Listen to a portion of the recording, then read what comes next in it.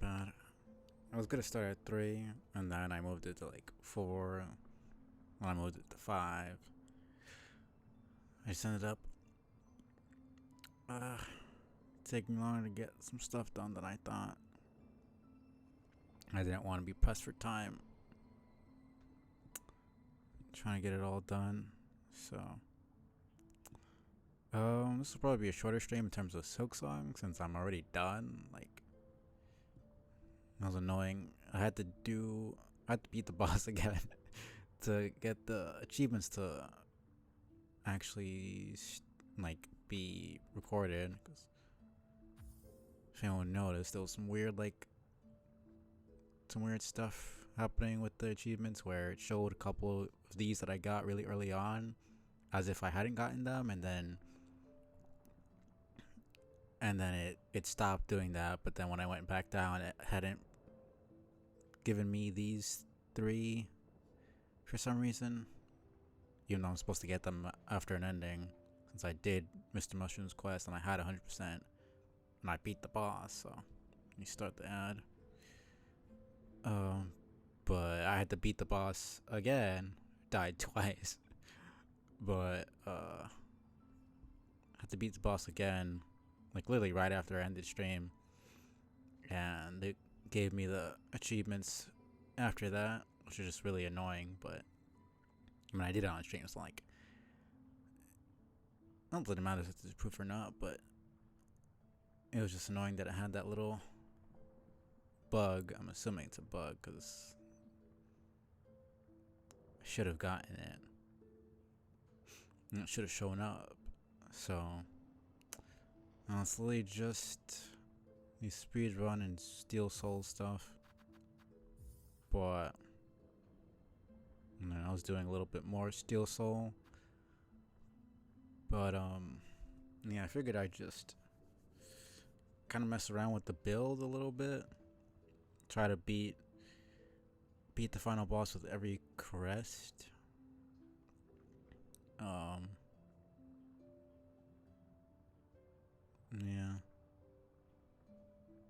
And there's also, well, it doesn't really matter. I'd probably just do that off stream, like I said before. Getting the Guardian Memento, just beating the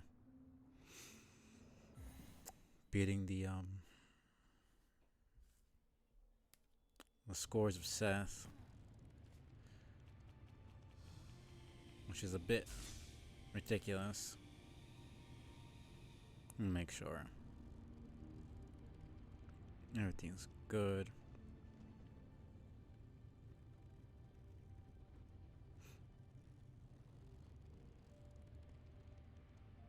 In terms of the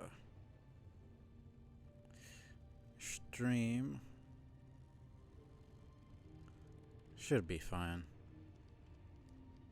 It's not really gonna be that long of a stream anyways. Okay, yeah.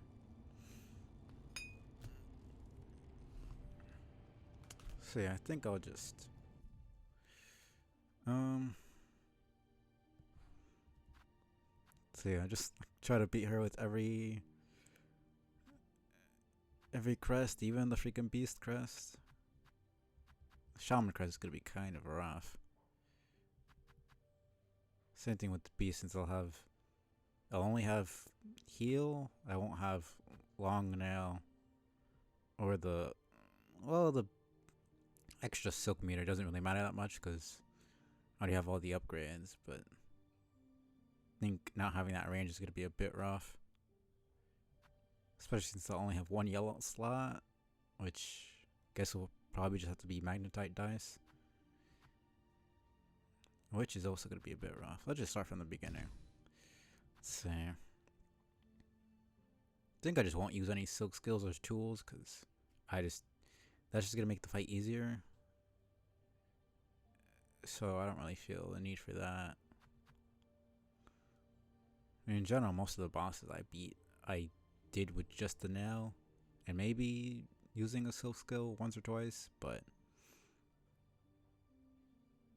it's just hard to actually find an opening to be able to do that, and it can screw you up more, which is fair because I mean it does so much damage, but it's just I don't find that it's worth it for me to do that.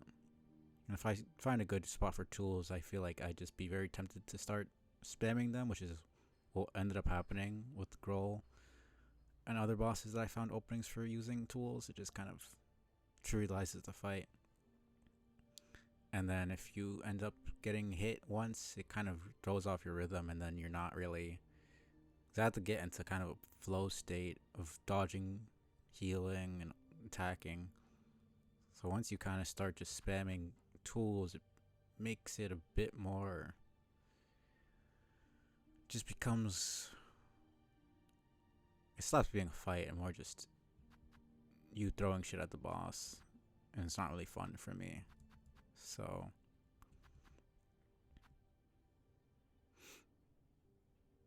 I'm wondering if there's anything I could do differently, because doing the exact same build is maybe a little boring. I don't remember really pogoing off of her at all. There's really not much of a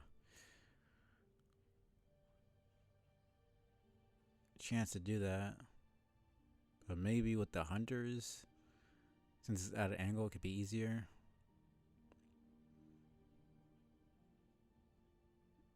Because she usually jumps up. We'll see. What else?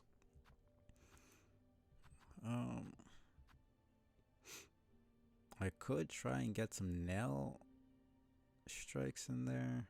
Maybe.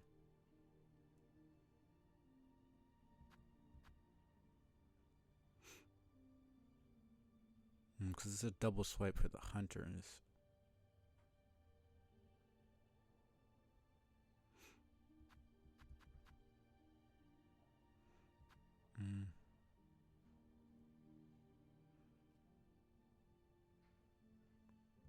Maybe I could try this. Because I have it equipped for the Wanderers, but I didn't use it ever. I mean, I'm trying to think of if there's any moves that she does where I could dodge using it. I'd have to remember to actually hold down to even do it. So I don't know if it's really all that worth it. Let's try it out. Let's see.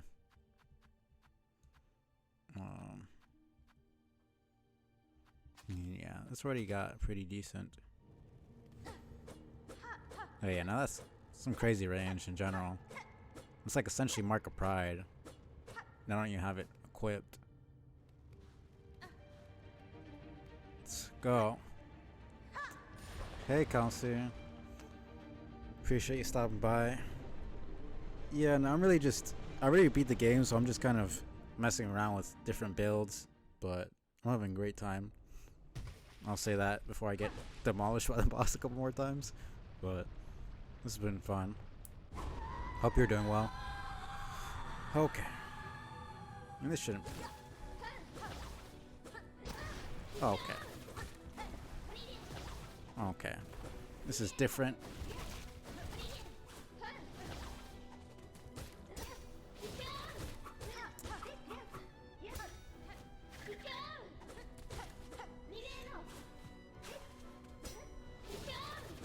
And this is different.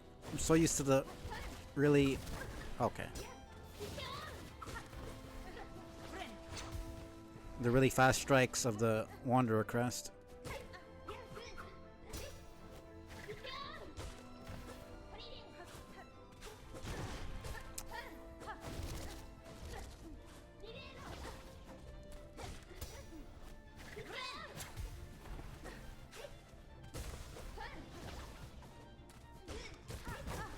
Okay, man.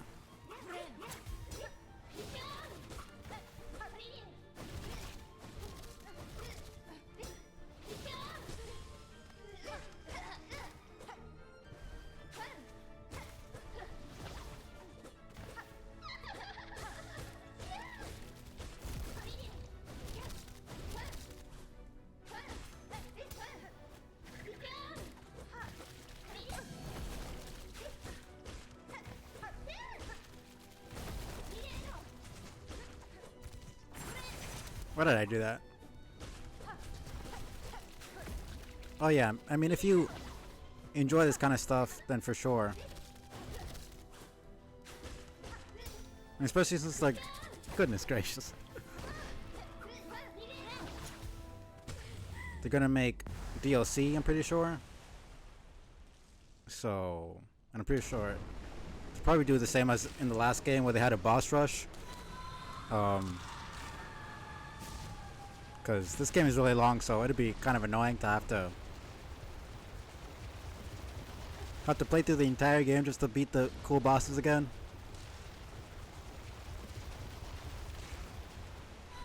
Like for this one, thank goodness I'm already at the last boss, so I could just play it over and over, but every other boss I have to start from the beginning just to fight them. Yeah. Come on, man.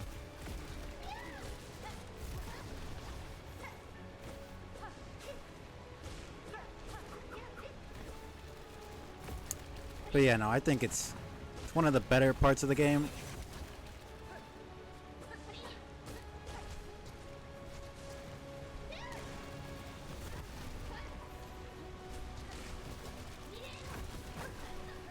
Okay. There we go. I managed to get hit there. Ugh. I knew she was gonna jump too, and I just... man. But yeah, no, it's especially fun because you're at the end, basically, once you're doing the DLC for the first game.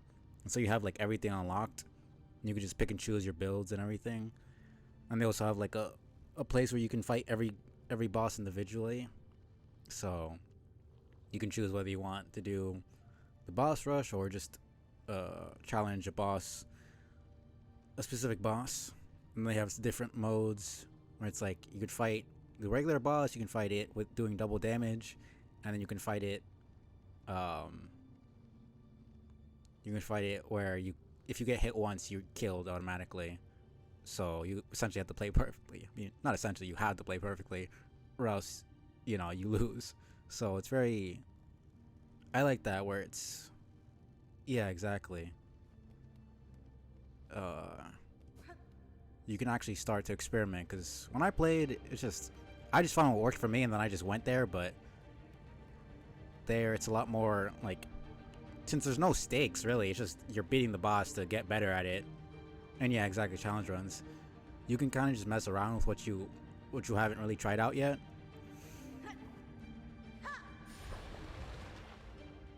So it's just like you start there's no like, oh, if I die I have to do this all over again.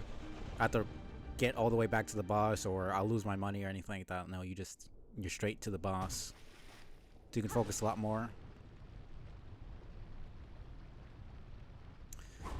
It's like, even though I've beaten this boss already, I'm still getting absolutely manhandled.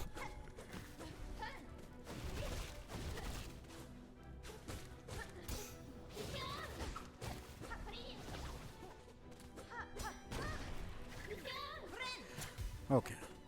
I need to stop letting her contact damage hurt me.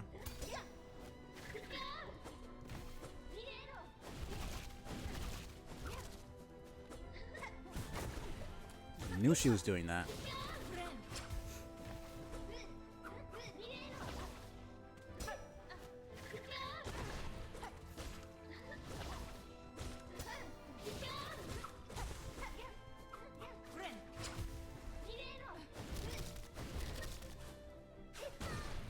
She goes a lot further there than I think she will. Okay, man. There we go. I can't measure that distance properly for some reason. Yeah, it is. Considering she's the... Okay, I need to stop doing that. She's the last boss, so it's like...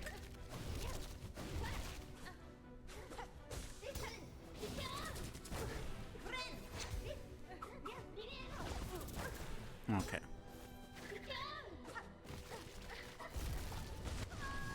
I knew that was gonna happen. That was so dumb. It's like now that I have the read on her moves, I'm getting a lot more aggressive when I'm usually cautious. So that ends up with me just taking a bunch more damage that I don't need to be taking. Because I'm like, I know how this move ends. I can get damage here. And then I just get hit like an idiot.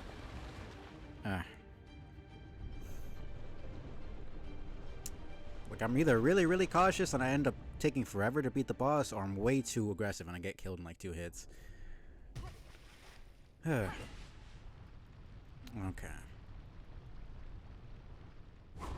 But yeah, no, a lot of bosses in this game have a lot of reach.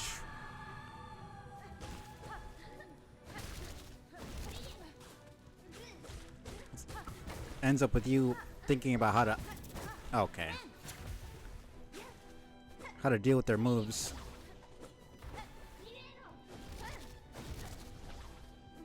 Which I like. Some people have complaints about it, which is fair, but... I like it because it makes me think about what I'm supposed to do. And you have a lot of reach as well, so I think it's pretty fair.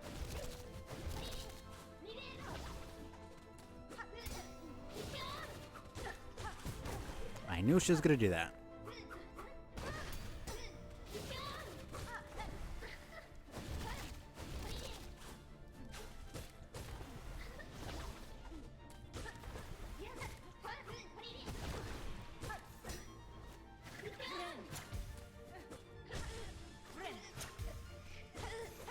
Okay.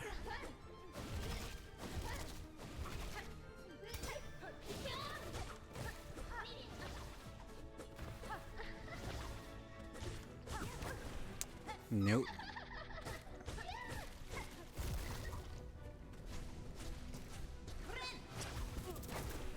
Damn it.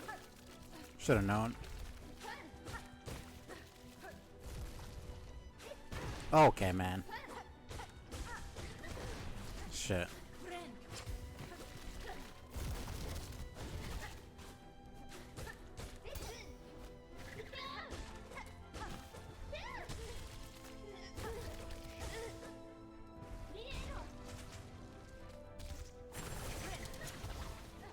That was so lucky.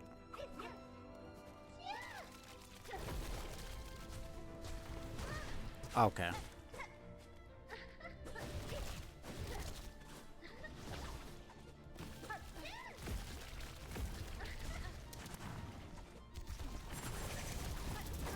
Oh, come on.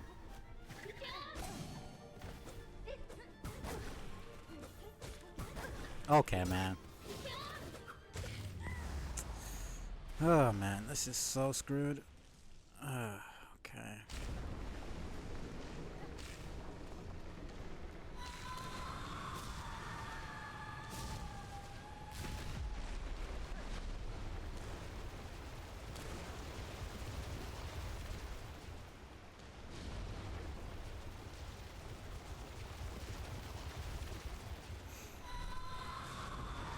You got down 1 hit here.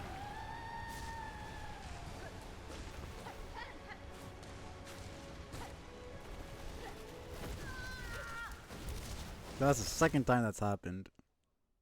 I don't know why I forget that that has so much freaking reach. Oh, man.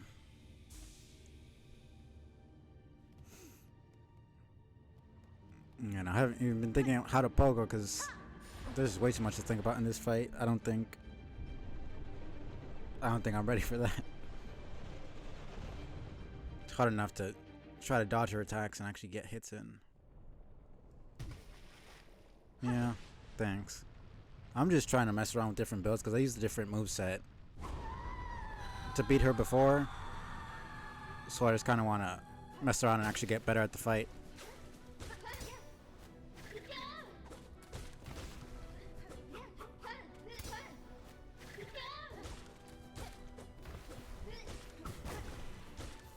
There's a lot more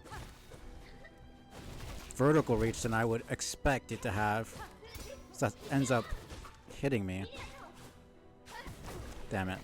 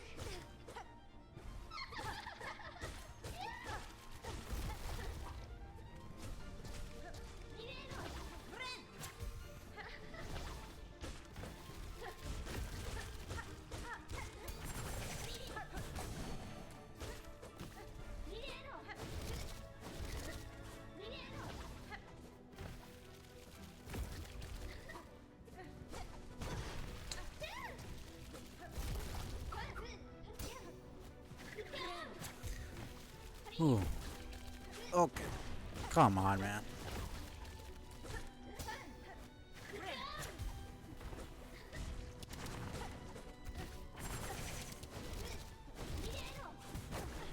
Screw you.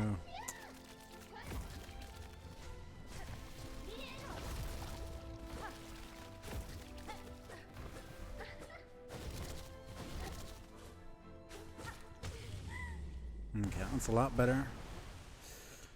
Oh man.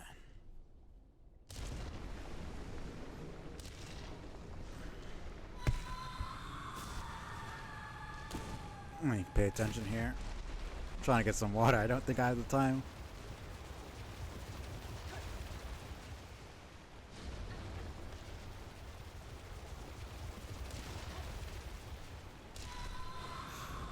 Okay.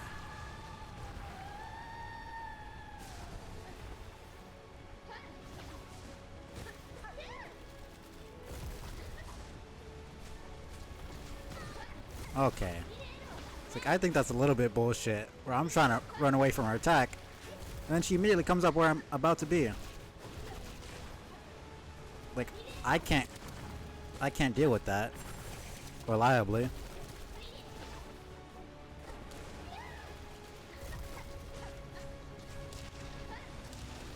They literally do that on purpose. Okay.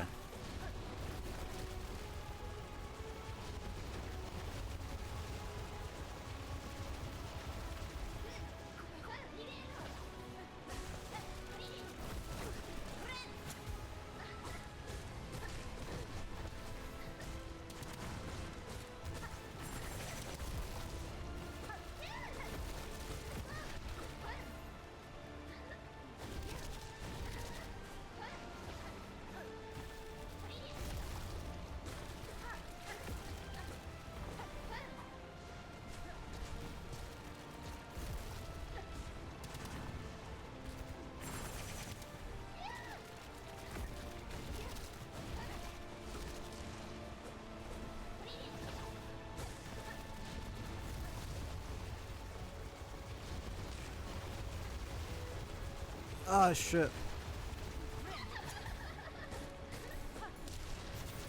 Ooh.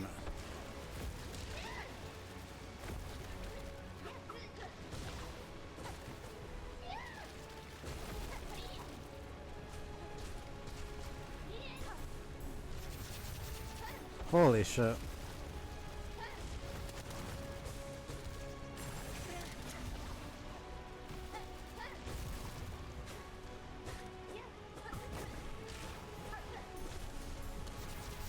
Oh my.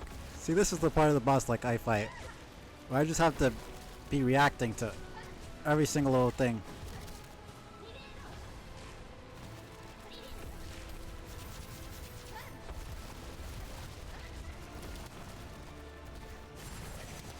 There's almost no room to breathe, but it's still doable.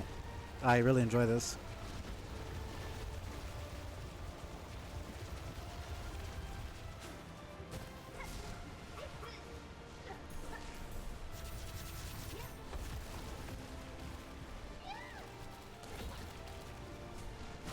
Okay.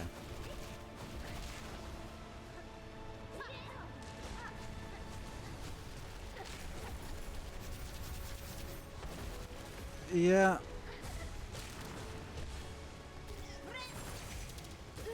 This is a bit more like the third phase.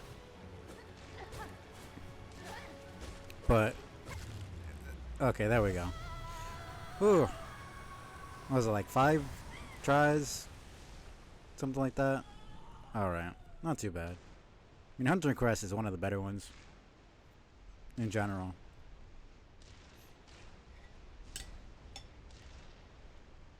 Not too bad. Considering I have the evolved version. So. I think probably Beast Crest is... Beast and Shaman is probably going to be the hardest ones to beat her with.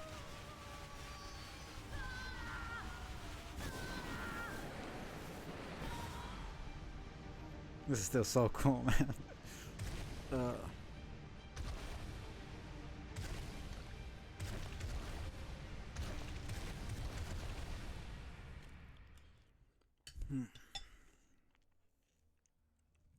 Yeah, no, it's really. Uh, hmm. Just trying to skip it since I've already seen it, but I guess I can't. Well, that's not a big deal. It's not that long.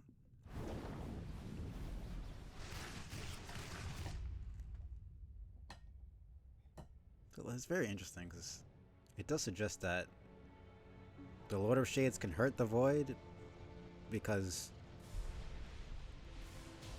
Well, yeah, I mean, going to get the Void Heart in Hollow Knight, we could still destroy the Shades. They just don't hurt us.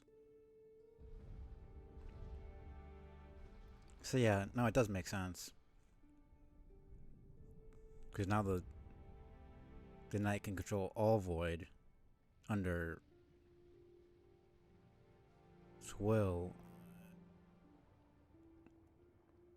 just by being the Lord. Yeah, does the Void Heart grant the title Lord of Shades, or is it? And I'm assuming it is.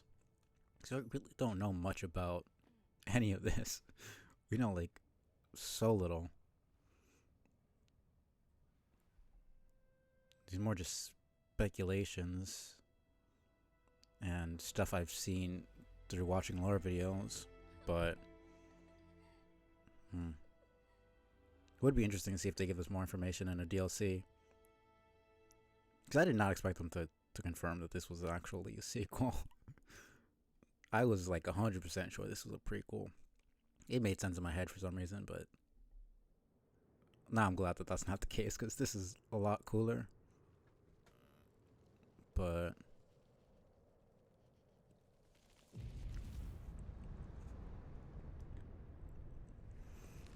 yeah, there's a lot of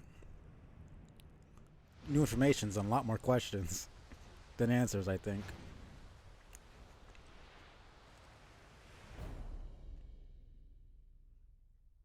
I highly doubt they'll make a third game. I don't think that's what the to be continued means. Probably just DLC. It would be insane if they actually made a third game after all of this. Yeah, no, that was cool. Beast Crest is probably gonna be rough. I don't know. First game, it took what, like 3 years basically to make. Then the next one, this one, took around 7. And they're gonna be making DLC. It doesn't mean that the third game would be like 10 years or something, but it would still probably take a good bit. Depending on what they even, like, what would you even do with that? They may do a similar style game, but like, I don't know what else. What character you could use as a main character anymore.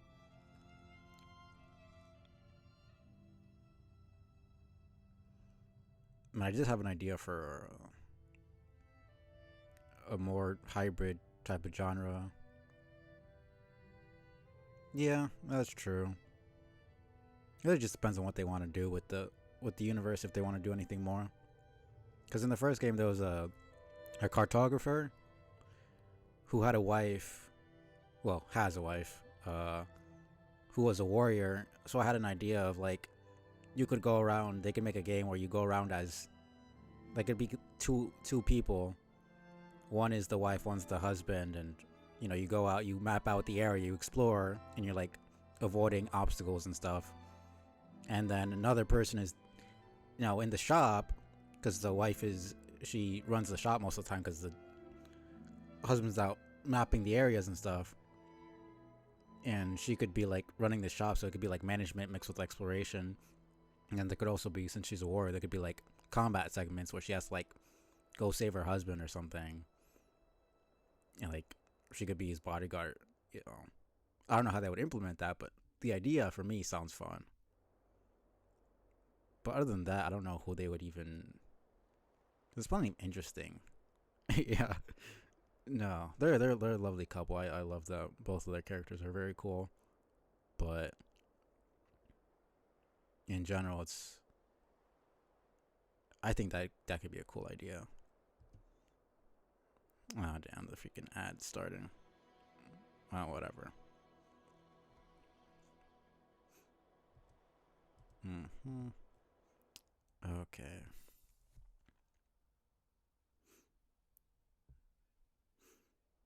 Freaking 29 minutes already passed.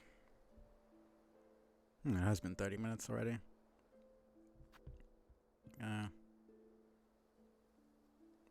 Yeah, I think I'll just run the ad real quick. I just won't do anything. I'll run the ad. Oh, this is annoying, but whatever. Alright, appreciate it. Appreciate the lurk.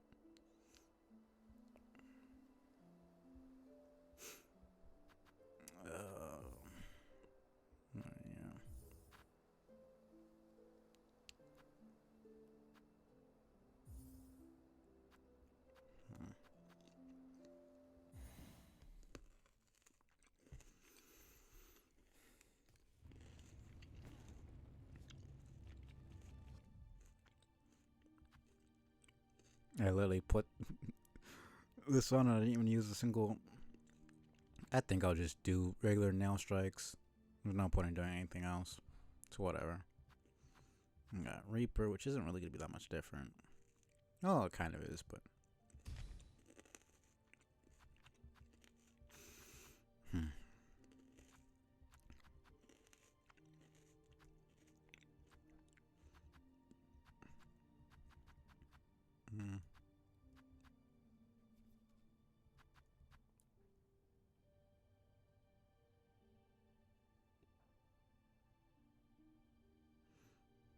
I never really used this.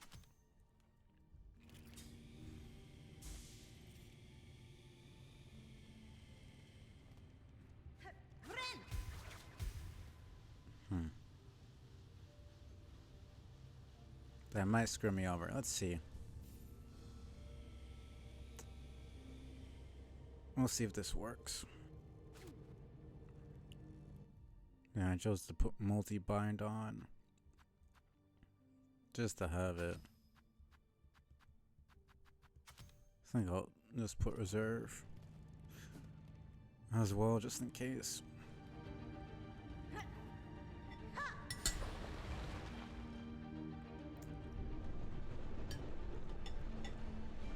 We'll see how I do here. Cause I haven't really used. I mean, did I even use the Ripper Crest for many boss fights? Used it for like the middle. Then I kind of stopped.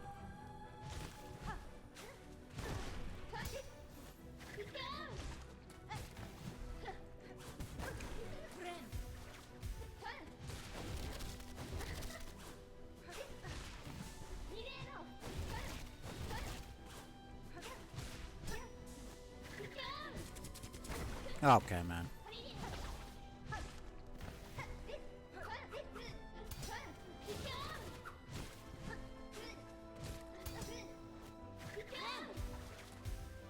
Okay. So it's kind of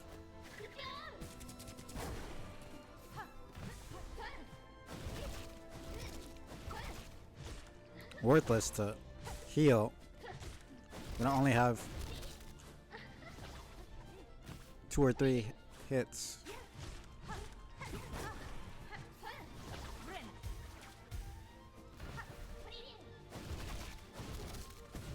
Why'd I do that?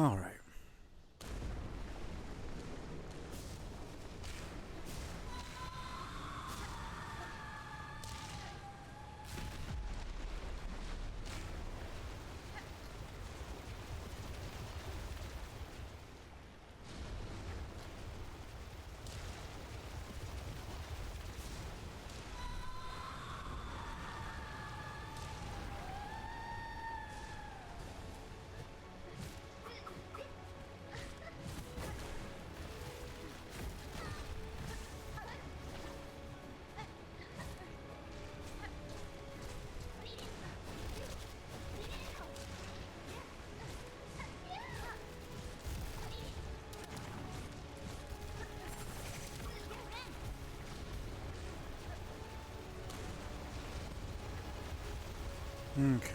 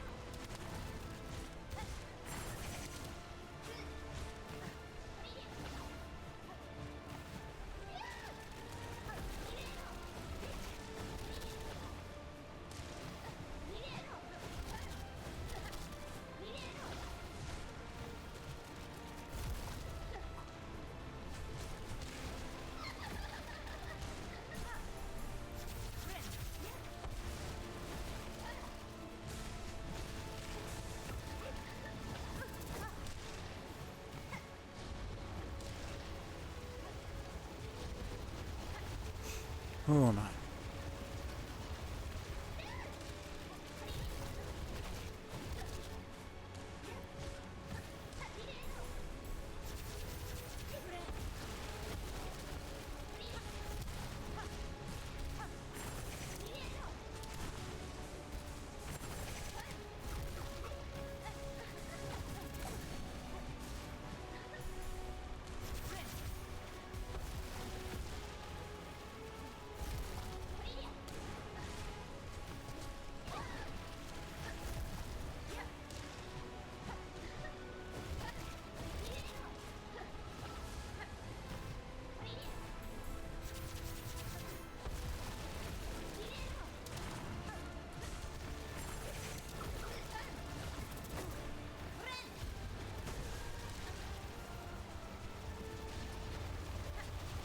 Man.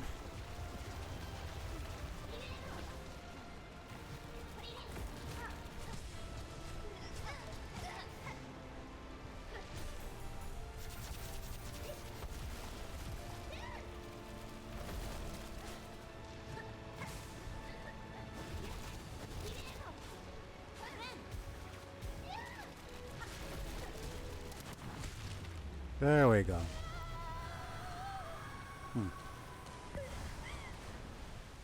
Multi-brand is definitely a lot better than I thought it was.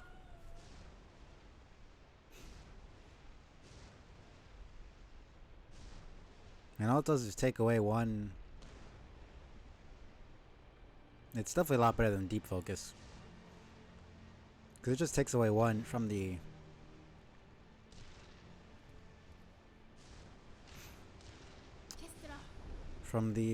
bind. Instead of 3, it's 2. But you do 2, which is a lot more consistent.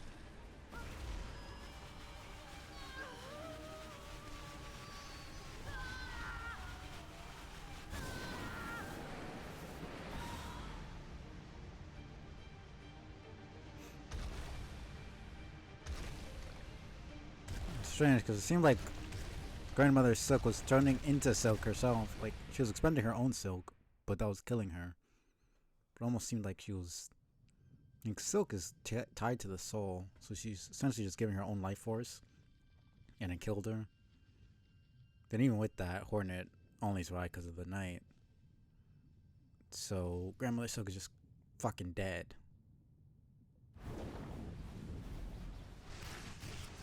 And it's literally a cliffhanger, just like Embrace the Void.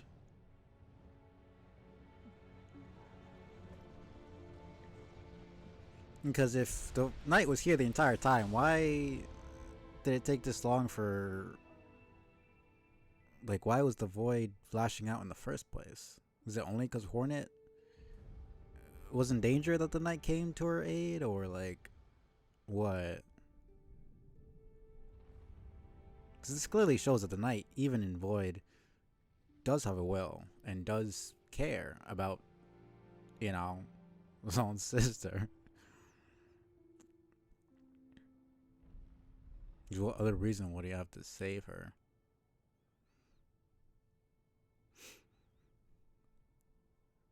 Did he just not know until now? Just because the void is unified under his will doesn't mean that it always does exactly what he wants. Does he even want anything? Might have just been chilling until Hornet was in danger and then been like, gotta save my sister. We don't really know anything of how Void works at all. They'll assume all, places where Void originates or are in a kingdom are clearly connected, because how the heck would the knight be here in Farloom if at the end of the game we were in Hollow Nest? And presumably Farloom and Hollow Nest are pretty far away from each other.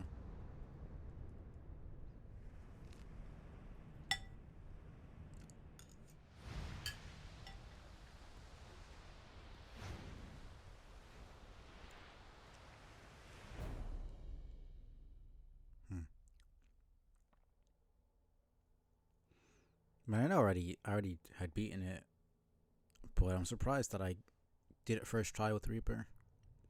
Because Reaper was not my favorite for combat at all, because of how slow it is, and because of the angled attacks, which is clearly supposed to be for flying enemies and enemies that are low to the ground. So I'm very surprised it actually was first try. Let me actually get water now. Literally trying to do it in the middle of the fight. Probably would have died if I tried.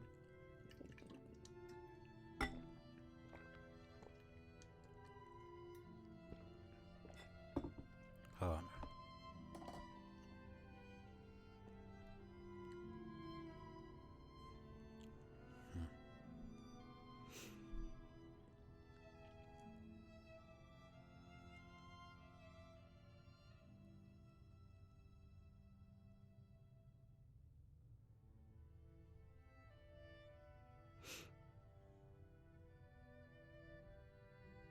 I just realized a couple of, I'm guessing, William Cullen's kids, maybe his wife, voiced some of the characters.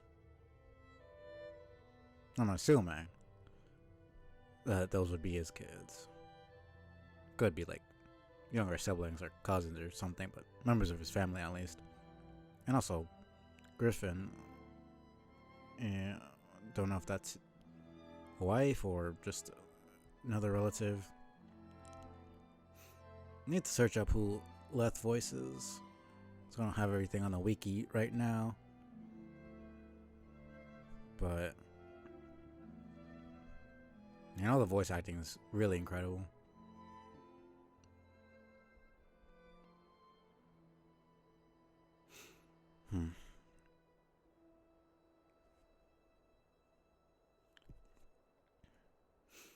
Now we got Witch, Architect, Beast, Shaman.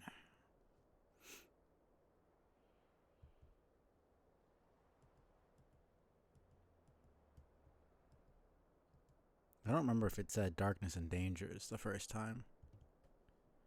I'm assuming that's because of Act 3. What was that, like 7 minutes?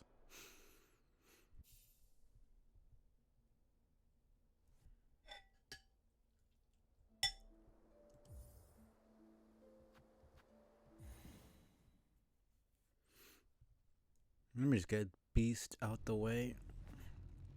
I've not used it to fight anything at all. It's gonna have to be Magnetite dice. I might need to use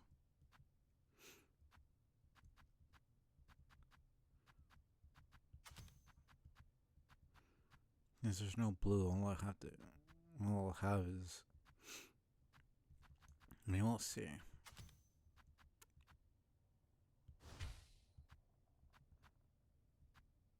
If I'm gonna use anything, it'll be that, but we'll see.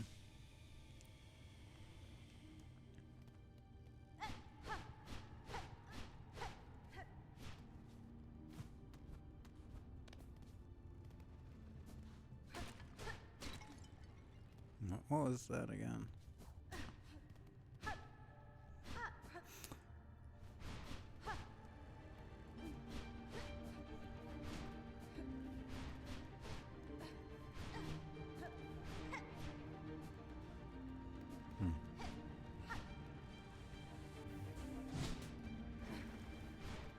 I mean, for like aggressive playstyle, it's not that bad. I have to remember that the bind here is lifesteal, not regular heal, so I have to get hits in to time this really good to be able to heal.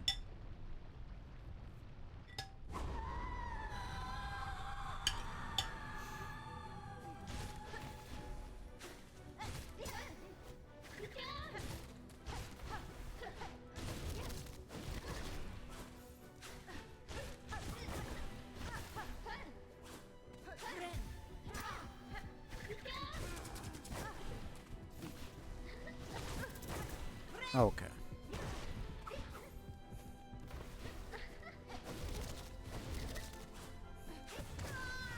There we go. Yeah, I took way too much damage at the beginning, and then I just healed like 1 health and got destroyed. This could be rough. In terms of the actual moveset, it's a lot better than I thought it was. But I never really tested out in the combat, especially because of the heal difference. You need to do damage. But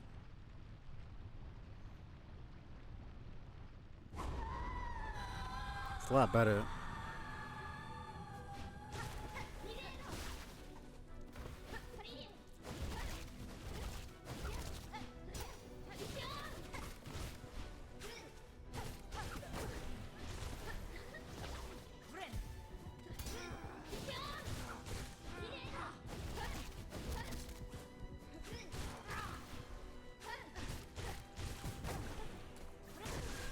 Shit.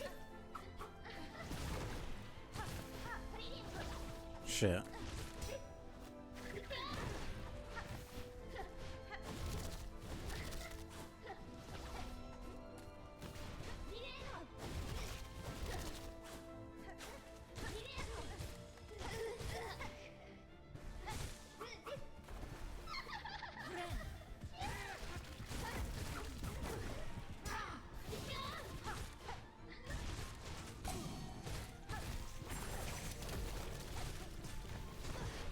Fuck off.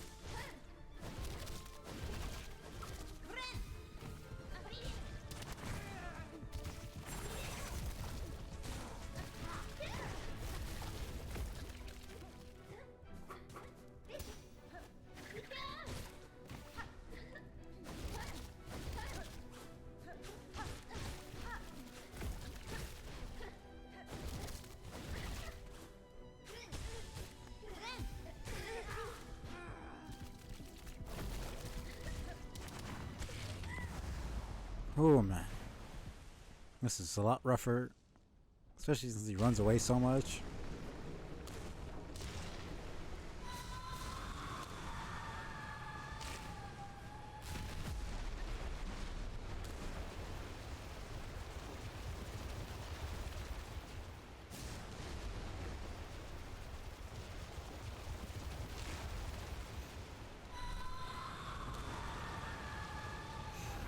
Oh man.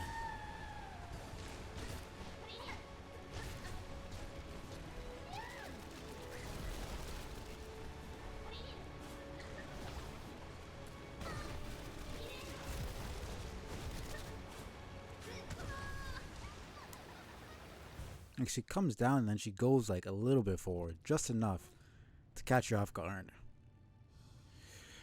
Oh man. You have to be a bit further away than when she actually lands. So you don't get hit, and then so you can actually get damage off.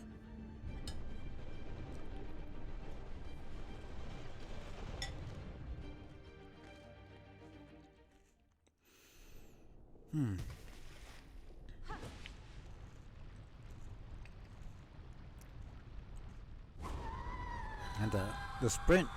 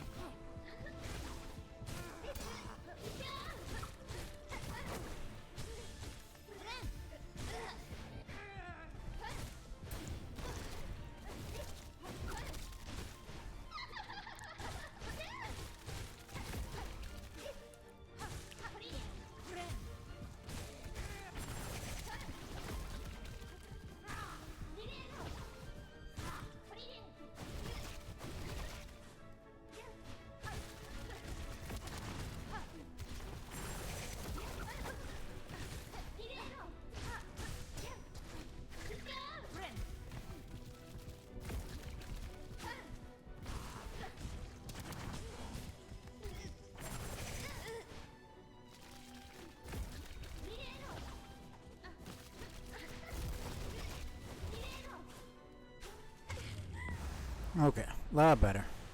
A lot better. Whew.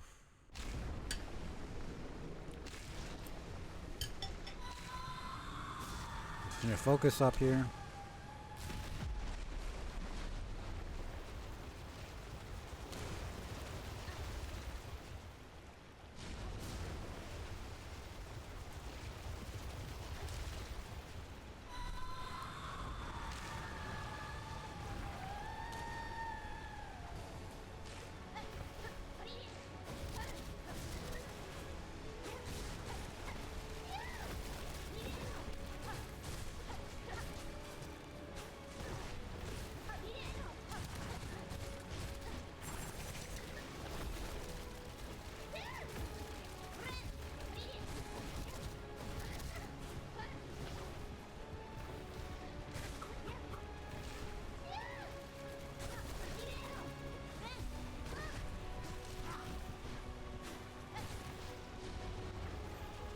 That was so dumb.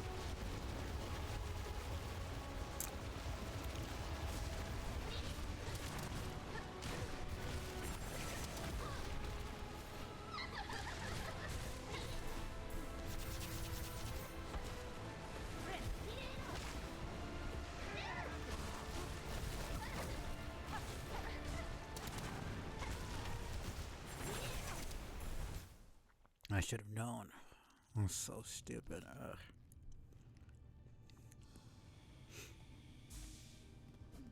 It takes just enough time for you to be able to get hit.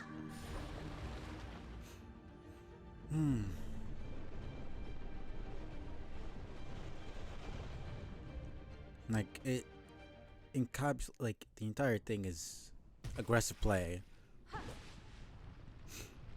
Which is how you get your heals in, but it's just she runs away so much it's hard to get the 3 hits. Okay.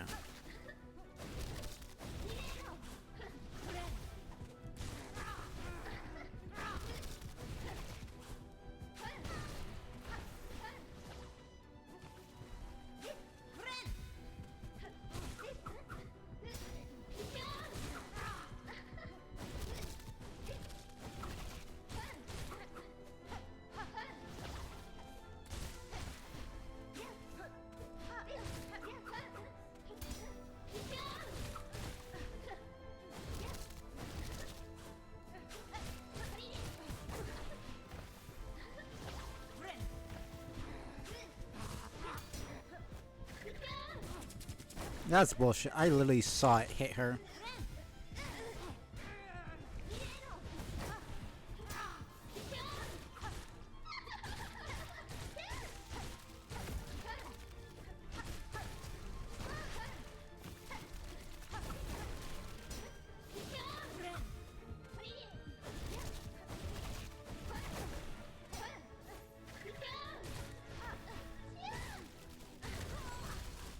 Okay.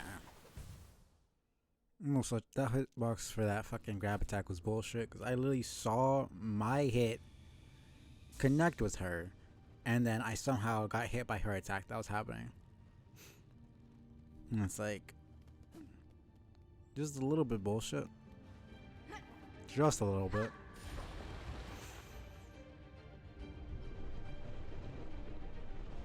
Like, it connected with her, like I literally saw it hit her, but it didn't actually hit her. But then her attack hit me. It's like, I don't see how that works, but sure. That makes sense to me, of course.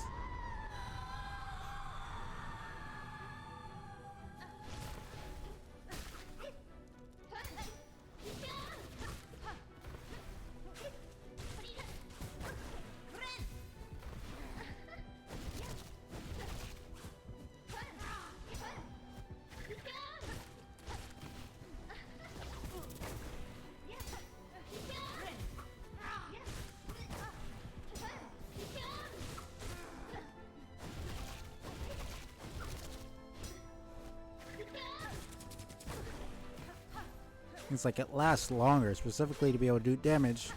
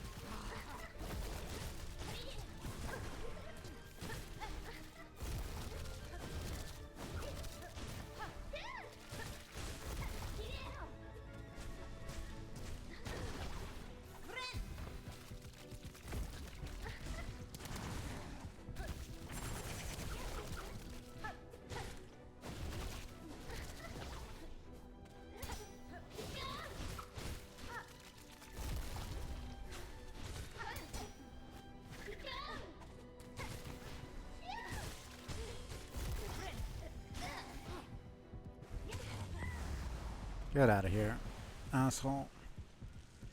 Oh, man.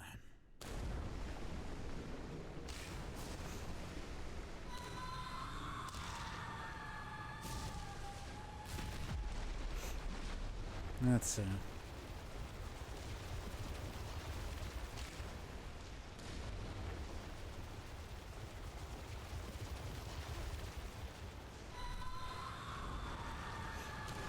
Okay.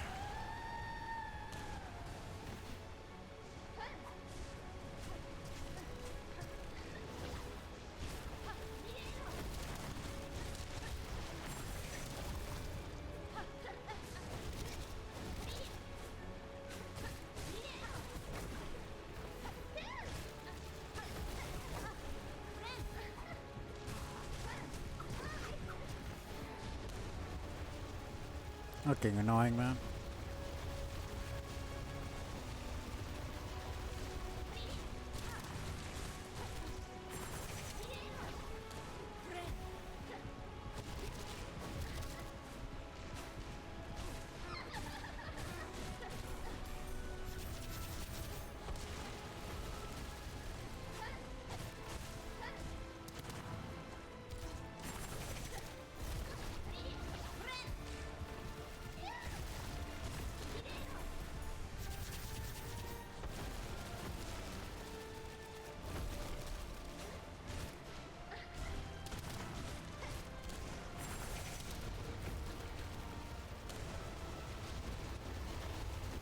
Okay.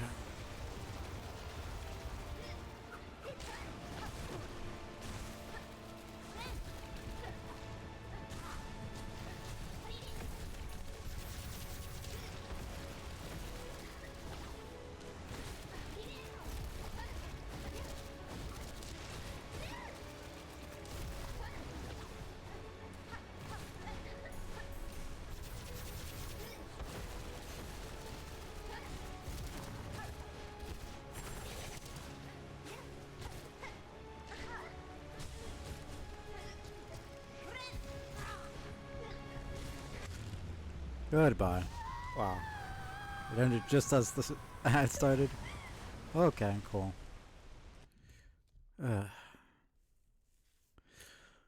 Ooh, man. Oh, whatever. We've already seen this 1,000 times. Doesn't matter.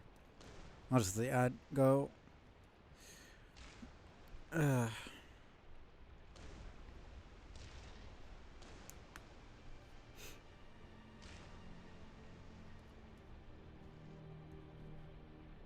That took a little bit longer, but not too bad.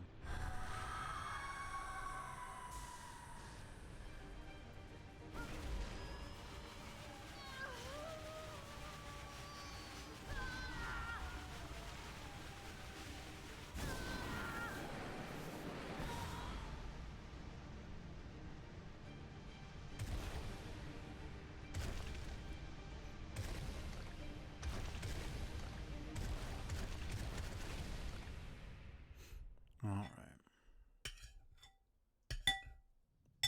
3 more times. Then I'll think I'll do a little bit of platforming.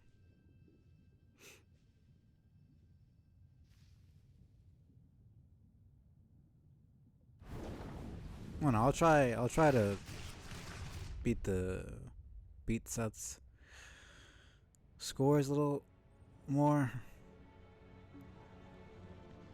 And then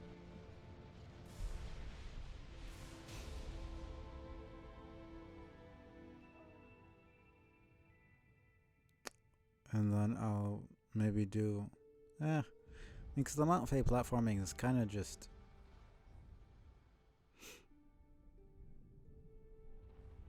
I could just try not to use the harpoon at all and just do pogo where it's possible. Maybe we'll see. I will try to do beat the high scores though to get that last memento, and then see about maybe leaving Farloom. I don't know something that kind of suggested.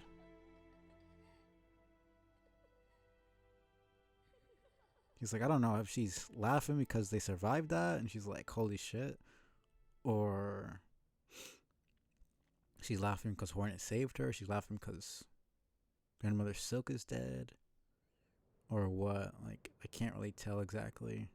Maybe it's all three at the same time. And you can't really get a read on Hornet because she doesn't really have a proper facial expressions. I mean, none of them do, but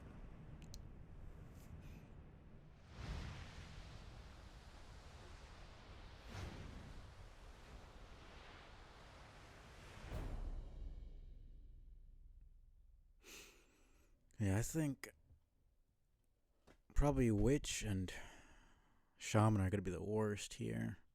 I thought Beast was gonna be pretty bad, but that wasn't as bad as I thought it would be.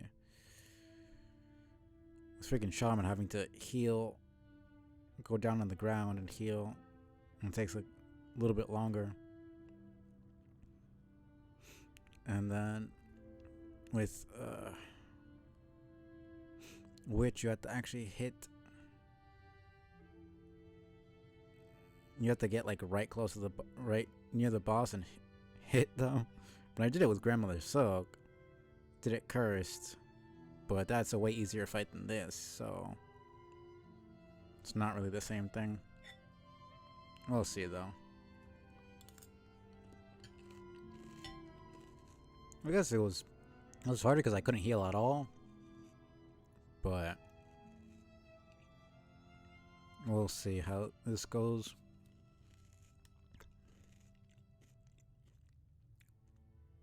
Beast was definitely a lot better than I thought it was. Just too bad that there's no blue slots.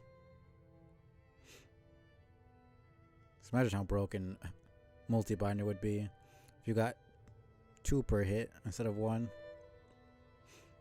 I guess it'll just be the same as regular multi-binder, where instead of doing 6 health, you only get 4. So it would probably be like, probably be 2 per hit, but then it only lasts enough to give you 4 health, which would still be pretty good. Like, I'd be fine with that. Guess they thought the entire concept was too strong if you got good at it, which it is. I mean, because you're doing damage and you're getting health back at the same time, so like conceptually, it's one of the strongest builds actually. You don't have to run away and then find time to heal, which is one of the most difficult parts of boss fights. Which is why a lot of bosses have staggers, where you can punish them by doing damage, or you can heal and kind of catch your breath. I mean, you only have time to do one or the other. But with the Beast, you are literally doing both at the same time. So when a stagger comes, I mean, you're getting health back and you're doing damage to the boss at the same time. So it just completely destroys that entire problem. The only thing you really need to do is find time to activate the mode for lifesteal. 26. What was it? 8 minutes? So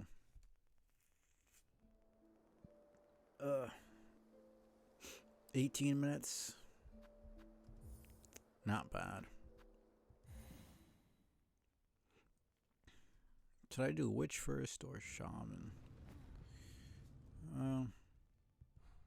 And again, I didn't even use. Guess I'll just do Witch first. I'm gonna do multi-binder again. We'll see.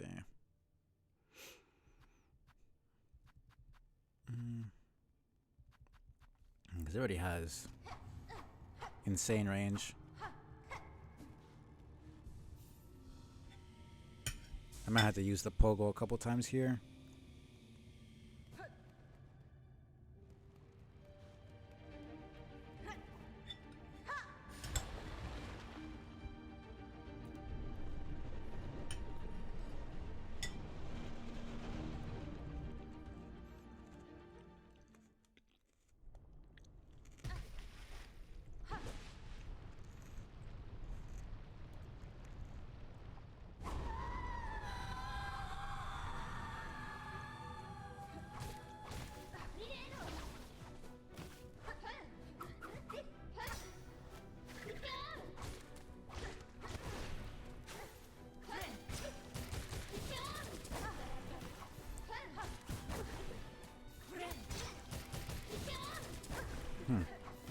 Yeah.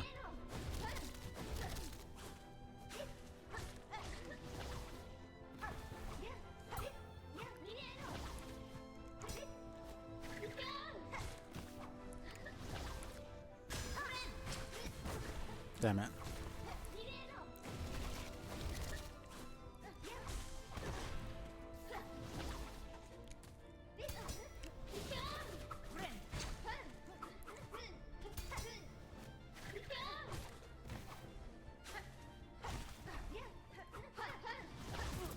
Damn it.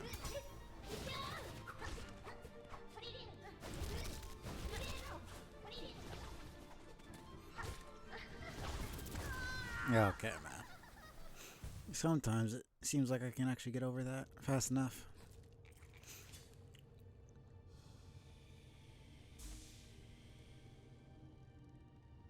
I think multi-binder might screw me over here. I already had to get close. It's already bad enough I have to get close, and then then it forces me to. Yeah, that's fine.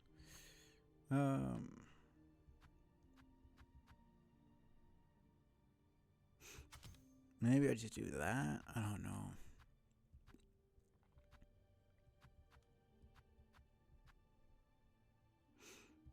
I could just go cheese and then do warding bell, but I haven't really used it. I used it for almost all the early game and a little bit of the mid game, and then I just was like, this is a bit too much of a crutch. Yeah, I could just do that. I'll see.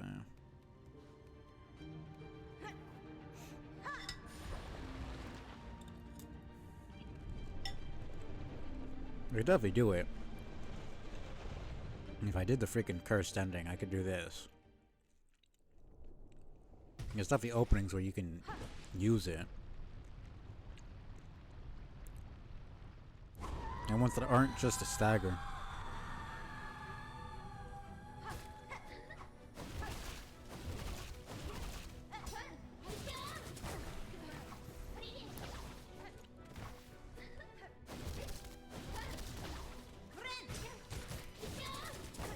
Why she always do the freaking... It's like she almost always does her parry when I need to heal.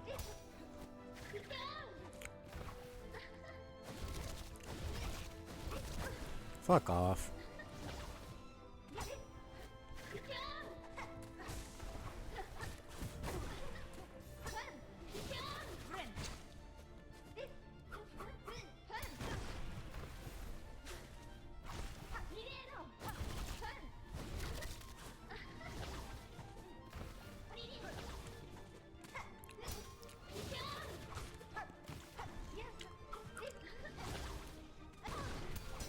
I literally attacked her, man.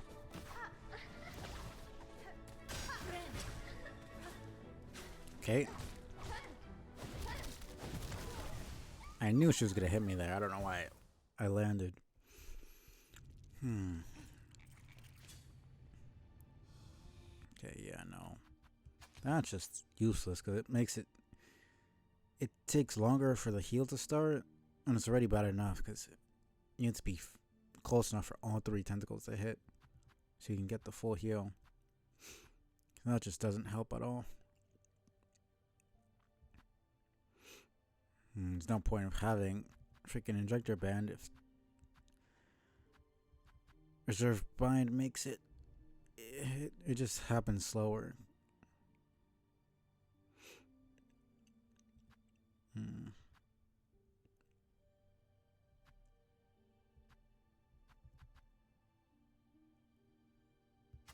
I guess that, since I'm trying to get closer anyways. There's like nothing else that I can think of that would help me out.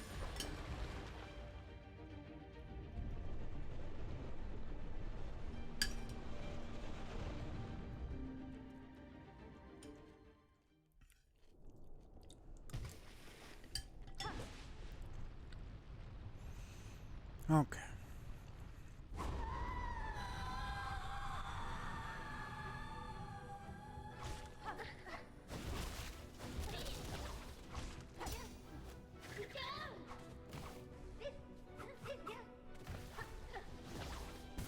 Okay, man.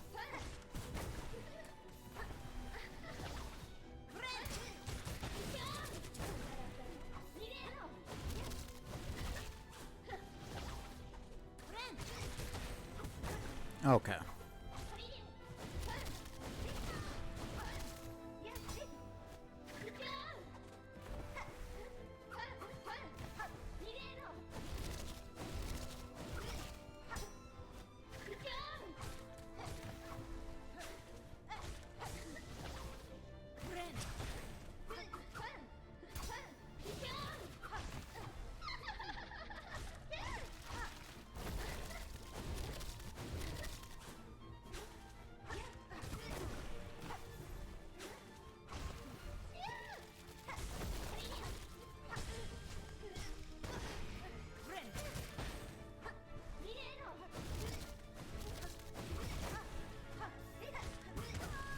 Bro, that range is so crazy. Like, why does she have so much range on that attack? Ugh.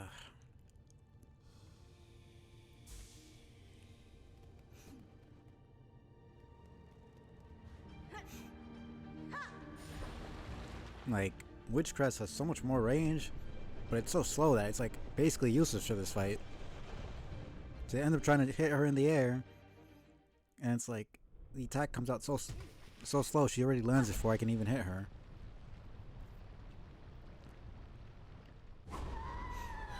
And then the bind is so slow that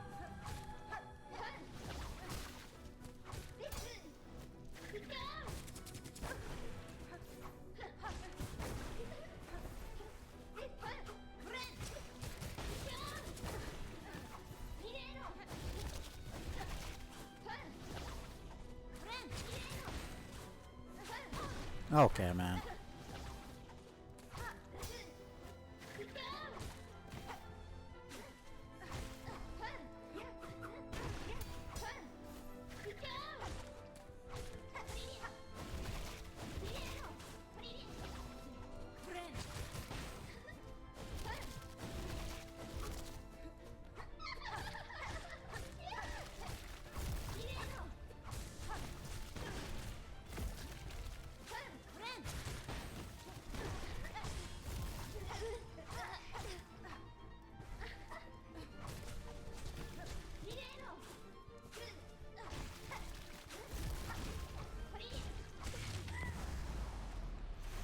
Oh man. Okay.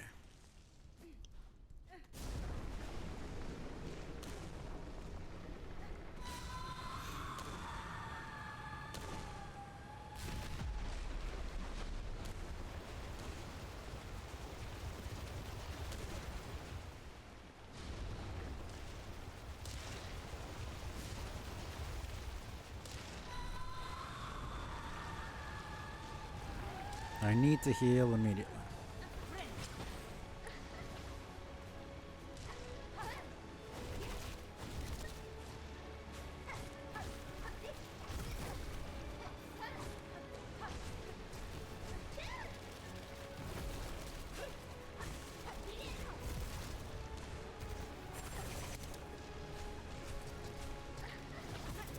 Fuck off.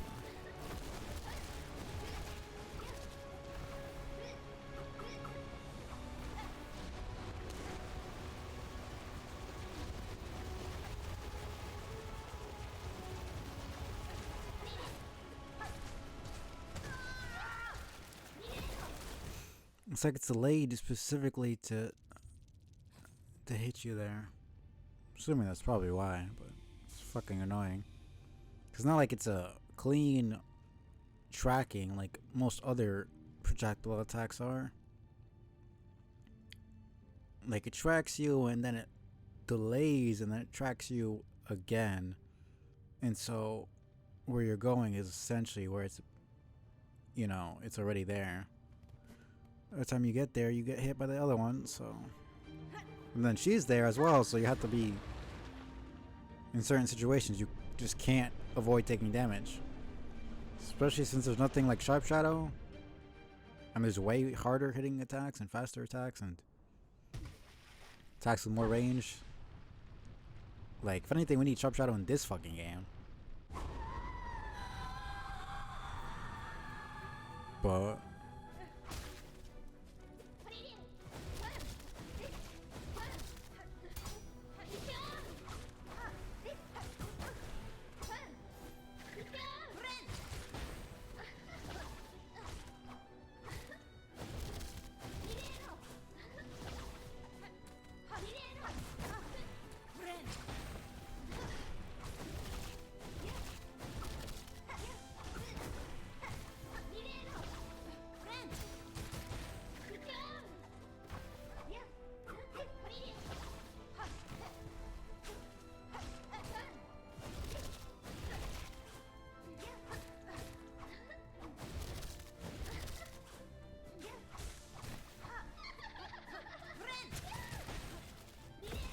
there we go.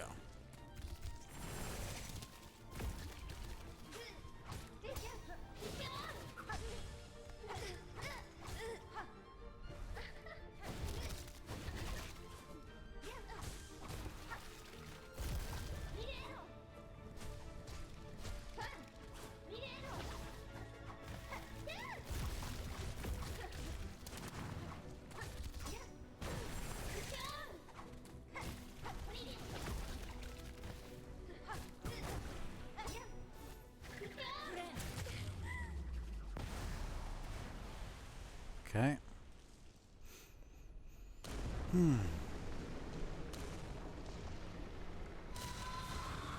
Yeah, Trobia, the mirrors are really only good on the Witch Crest. I don't know why you would be healing near an enemy or a boss for any other reason.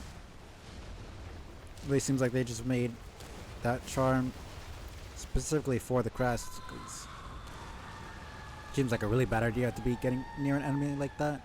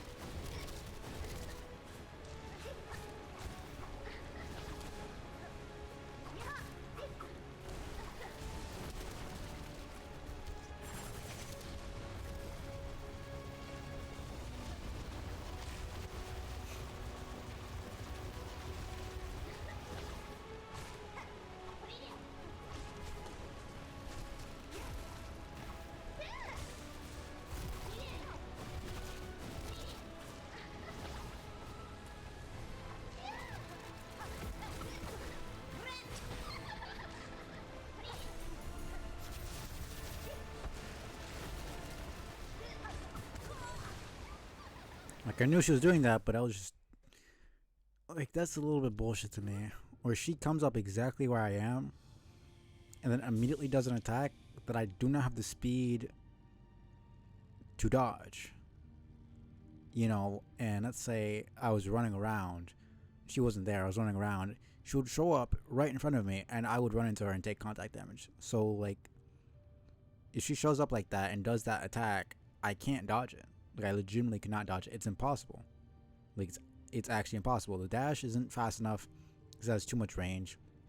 Jumping doesn't do anything because it has so much range that it catches you when you jump.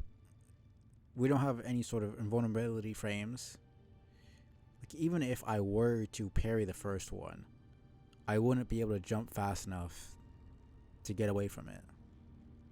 Like, there's actually no way to do it, like, that I know of, to deal with that attack. And she always does that in the second phase. She just shows up right in front of you and does that attack. And it's like, well, what am I supposed to do there? Like, legitimately, what am I supposed to do there? I just have to hope she doesn't do it.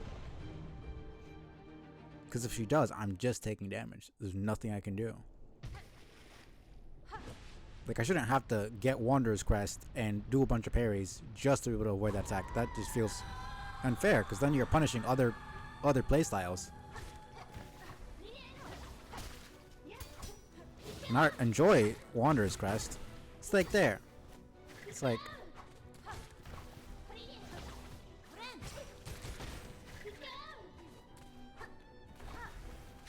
Like, understanding this phase, like, the parry exists to punish you for just trying to wail on her.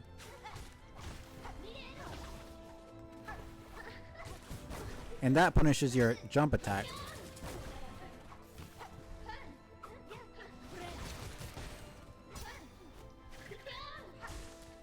You know, I get that. That makes sense to me, and I can appreciate that those moves exist. And why they exist. Just causing...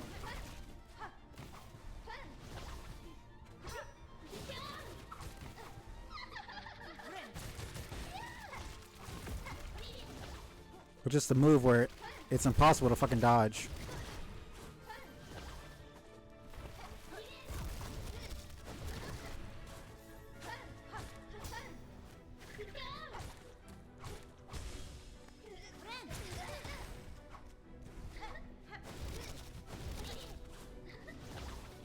I don't know.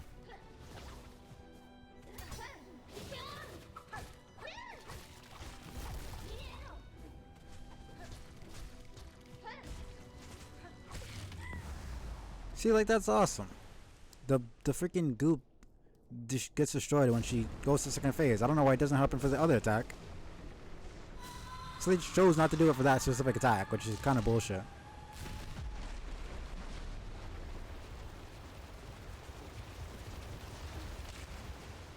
Whatever, man. This is still one of my favorite fights. I don't honestly say it's my favorite fight in general. But, like, there is some stuff that needs to be fixed here a little bit. Like,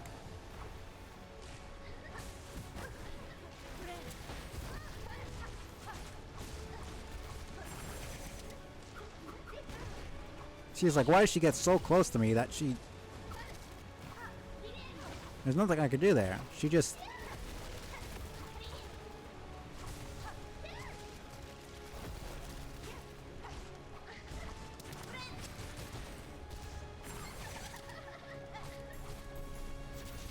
Oh, man.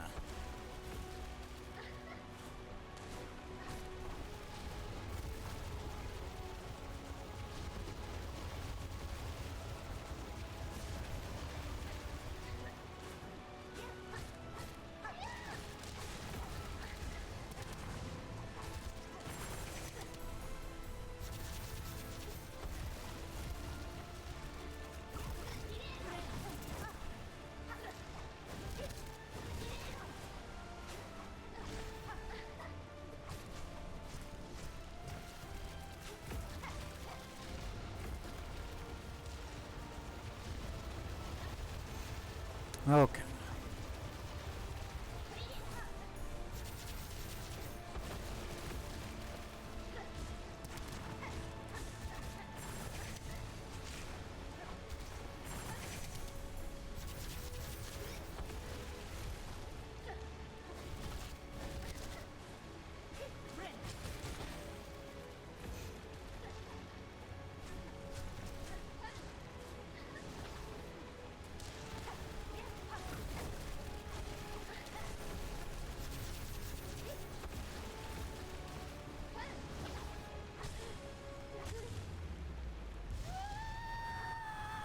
Was that it?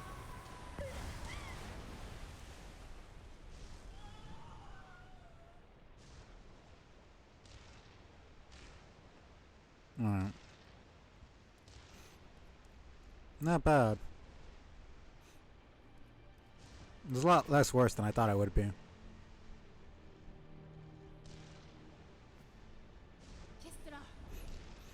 Okay.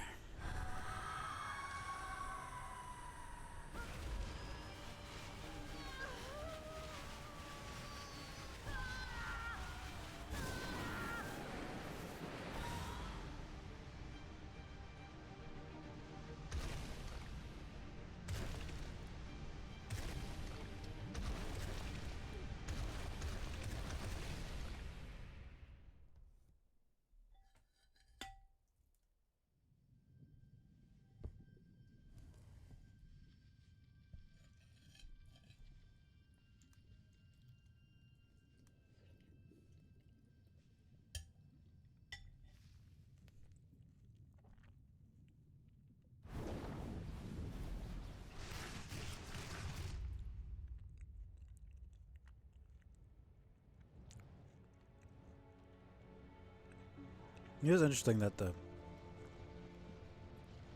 the knight destroyed the void that was trying to kill her, and not just commanded it, because it's the void is supposed to be united under his will. So he should be able to just say, "Don't fucking kill my sister." Unless he was just so pissed off that he just decided to kill it.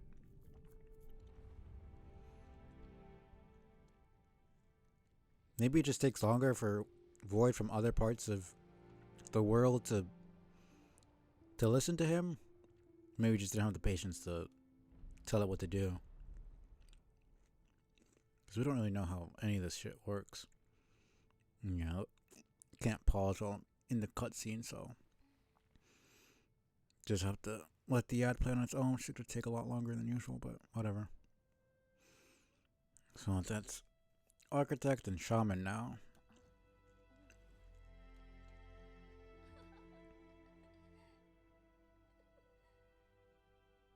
Like, I can't tell if Hornet's like, this fucking bitch, or if she's like, thank goodness we're not dead, or like, what the fuck just happened. I have no idea what she's thinking, which I guess is probably the point. But I would like to know a general sense of what she thinks of any of that, or everything that just fucking happened.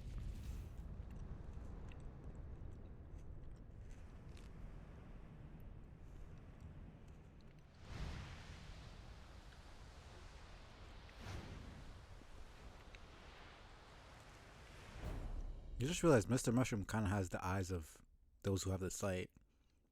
As in the two mask makers. They're the only other two people who have those eyes like that. The squiggly black lines. So, I'm assuming the sight is some sort of power where they can see into people and understand what their destinies are, like what their potential is. I mean, worms have foresight, so it doesn't make sense that other types of ocular powers would be available to people. I mean, foresight isn't necessarily ocular, it's just the word being used, but it is interesting. Just the first we ever heard of the sight, and she specifically said it.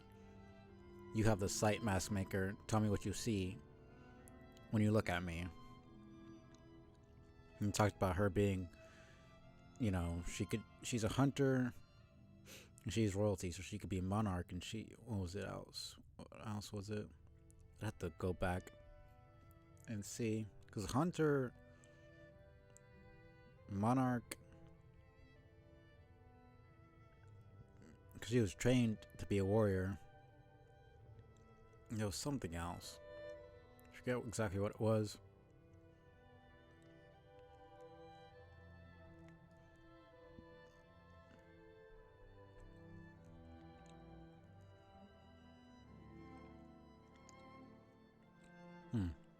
Nathy Trobiani was one of the playtesters. Doesn't make sense. And if you're voicing a character, you might as well test out the game while you're there.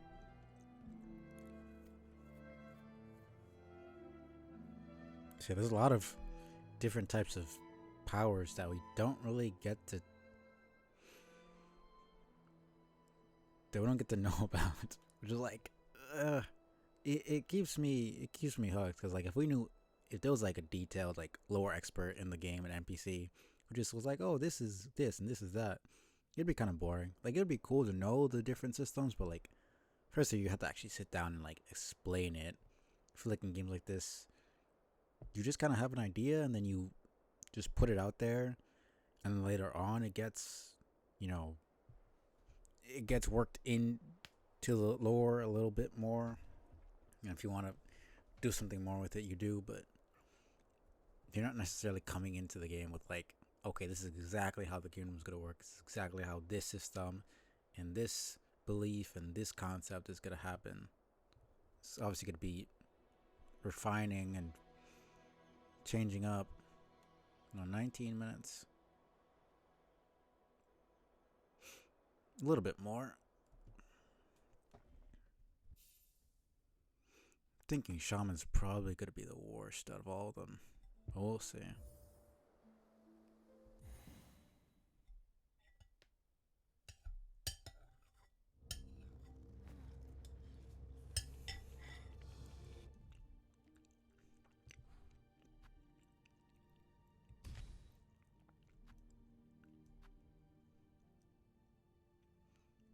Yeah, I think that's about it.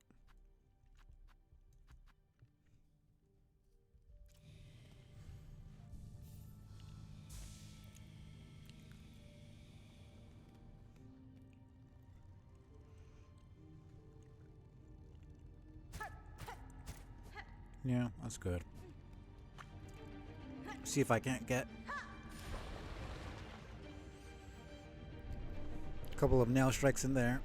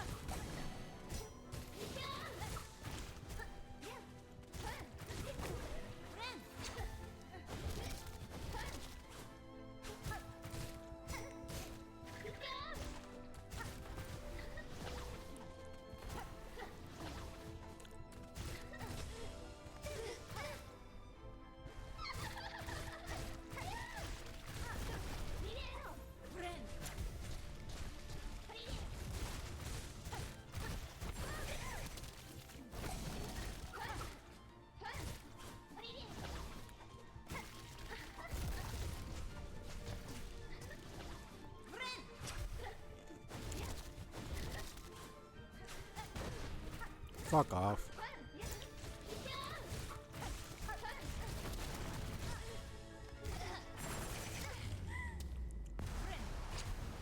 Goodness gracious, this is melting her. It's not even anything like freaking fragile strength that does more damage.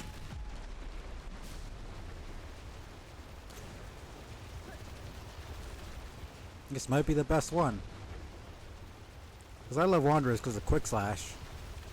And the critical damage is pretty good. But this is melting her.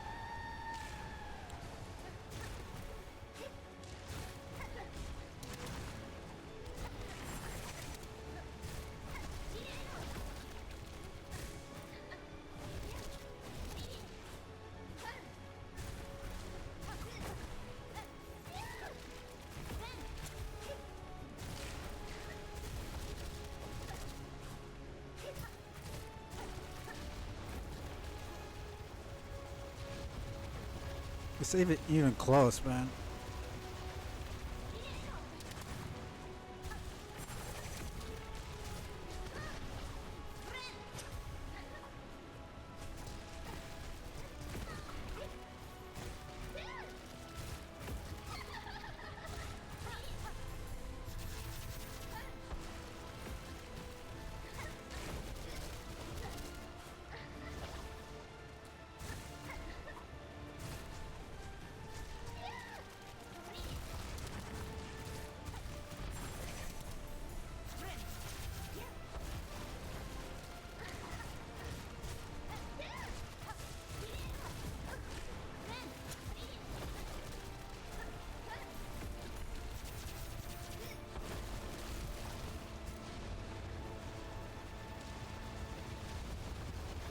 This is absolutely insane.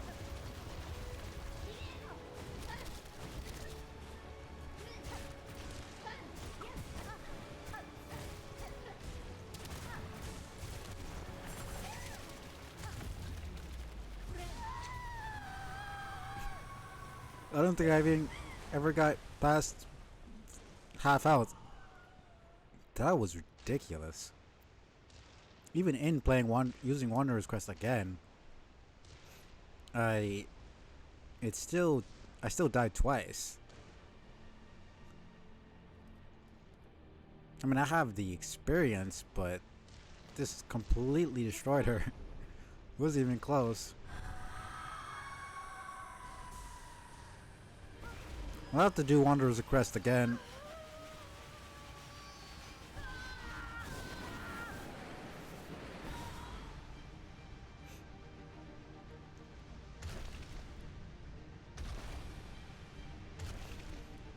just to see.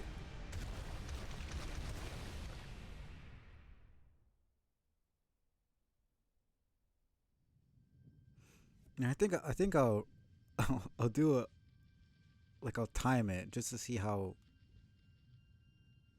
fast each one can kill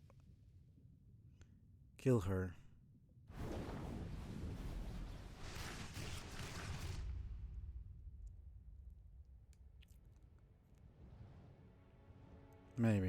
Maybe I'll just do it off stream.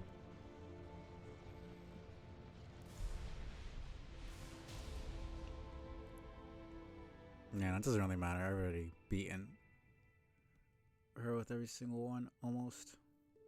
So I'll do that for my own curiosity. Because they all do the same amount of damage. But the way they do that damage is structured differently. At least that's what I'm led to believe through the wiki and videos I've seen.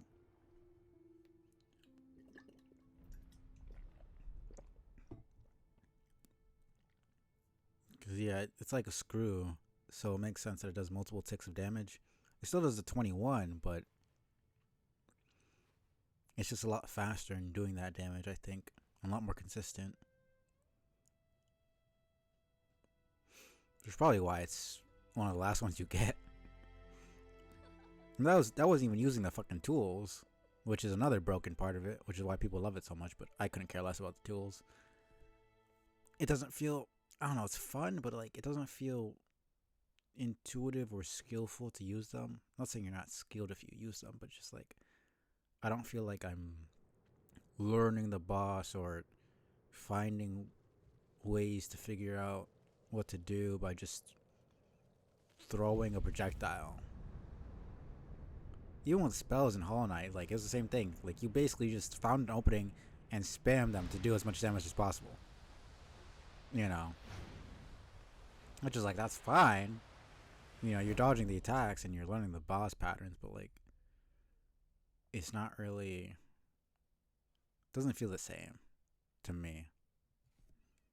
Those spells are a little bit different because it's literally just a hitbox, whereas tools are a bit more complicated to actually learn to use.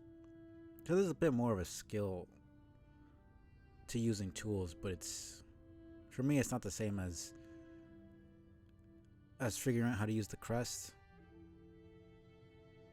It's like Wander is, you know, you have the quick slash, so you can kind of just wail on the bosses, but you have a lot less range. You have to be careful of that. And then you have Beast, where you're fast, but then you have to be careful of the bind. It incentivizes you to be a lot more aggressive and have more range in general. It incentivizes you to keep going forward, especially with the sprint attack and the nail art. And then you have Architect, which incentivizes you to use tools and the nail art for maximum efficiency and damage. You have Witch, which incentivizes you to get soul from a distance and then get as close as possible to the boss to be able to heal. And it also does damage as well, so just like Beast, it's a 2-in-1. And each one counts as one hit of the nail, so you're doing a lot of damage with that if you can get all three. Then Shaman is more just using your skills, which is why it has a lot more range, but it's slower.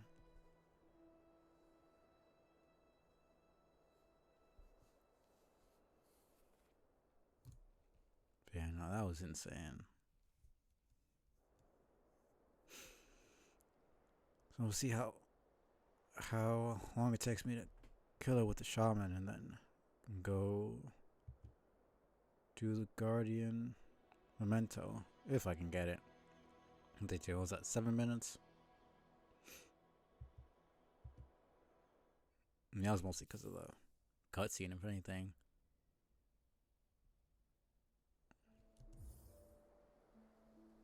I'm gonna have to get past 67 with this one. So I doubt this is gonna be first try.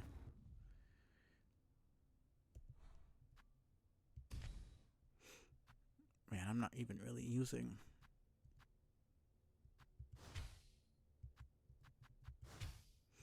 I'm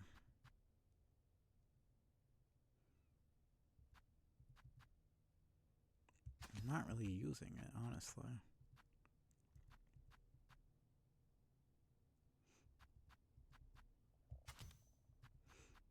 Also, that charm is kind of trash.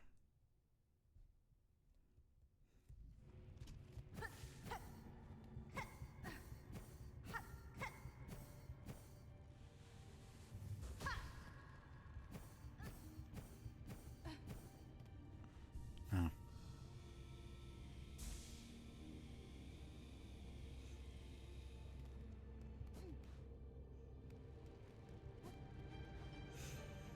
Let's go.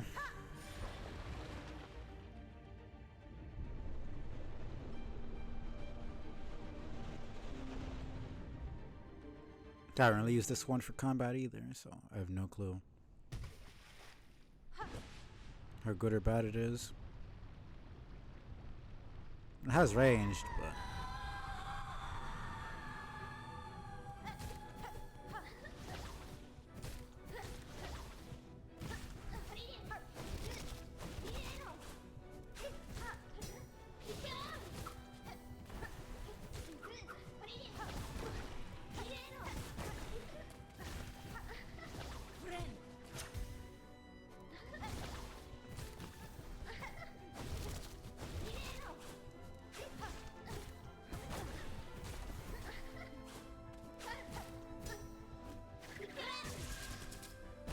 fuck off, man.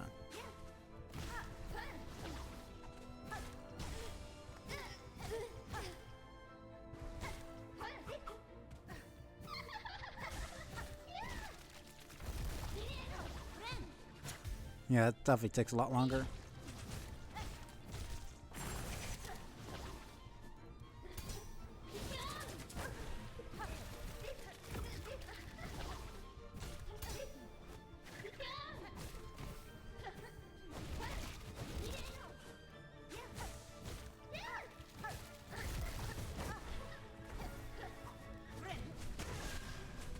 I don't know why I did that.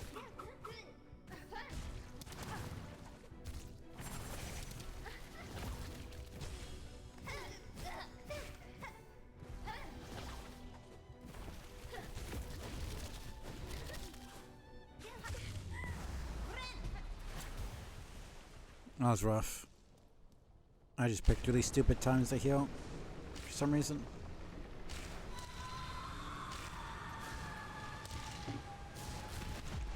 Okay.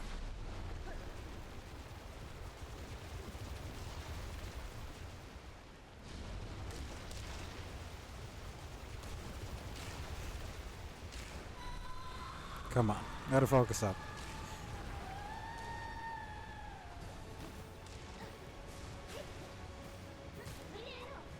Okay.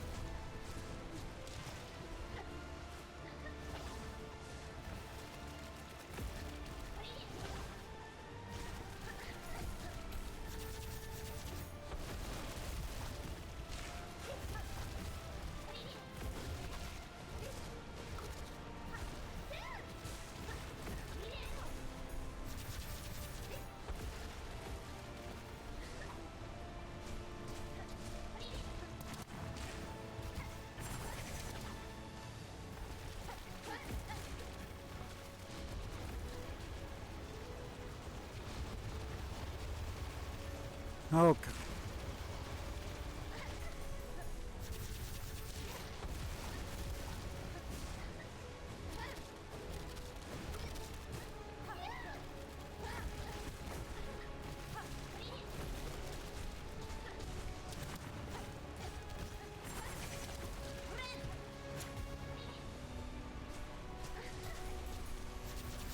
Okay.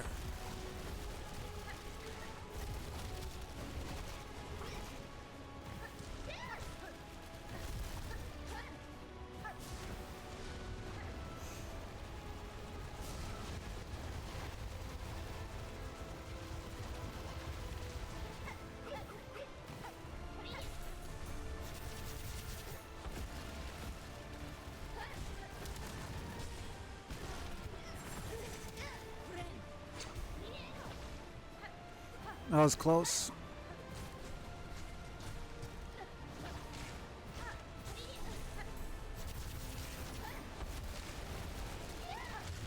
There we go. Not bad. Not bad at all.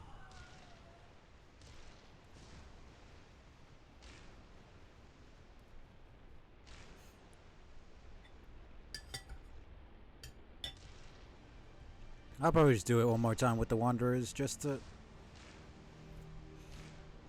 get a good feel of how different it is for all the other ones. But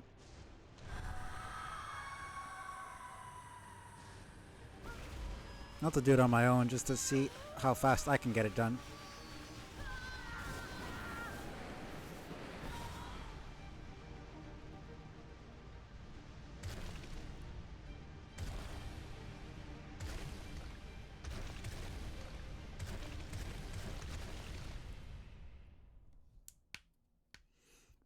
Alright.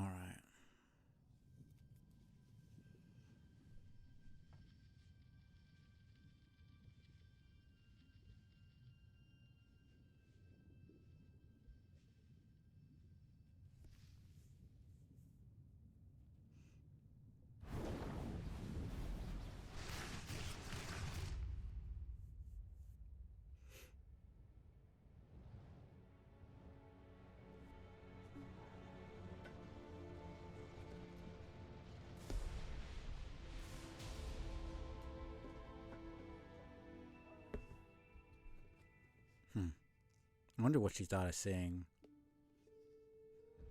Seeing them again? And I really wonder how long it's been. That's my main question. So we know a hornet can live a really fucking long time. So more than likely,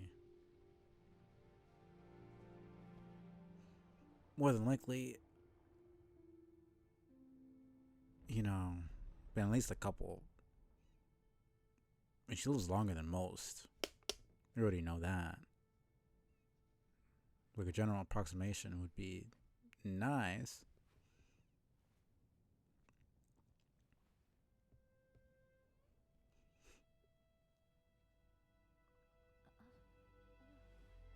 I'm assuming Lace survived because she was made out of silk, while his garment was just an old bug who was mortal, so I was just thinking, I was like, oh, the void doesn't kill completely, but like Lace also isn't normal, so it makes more sense for her.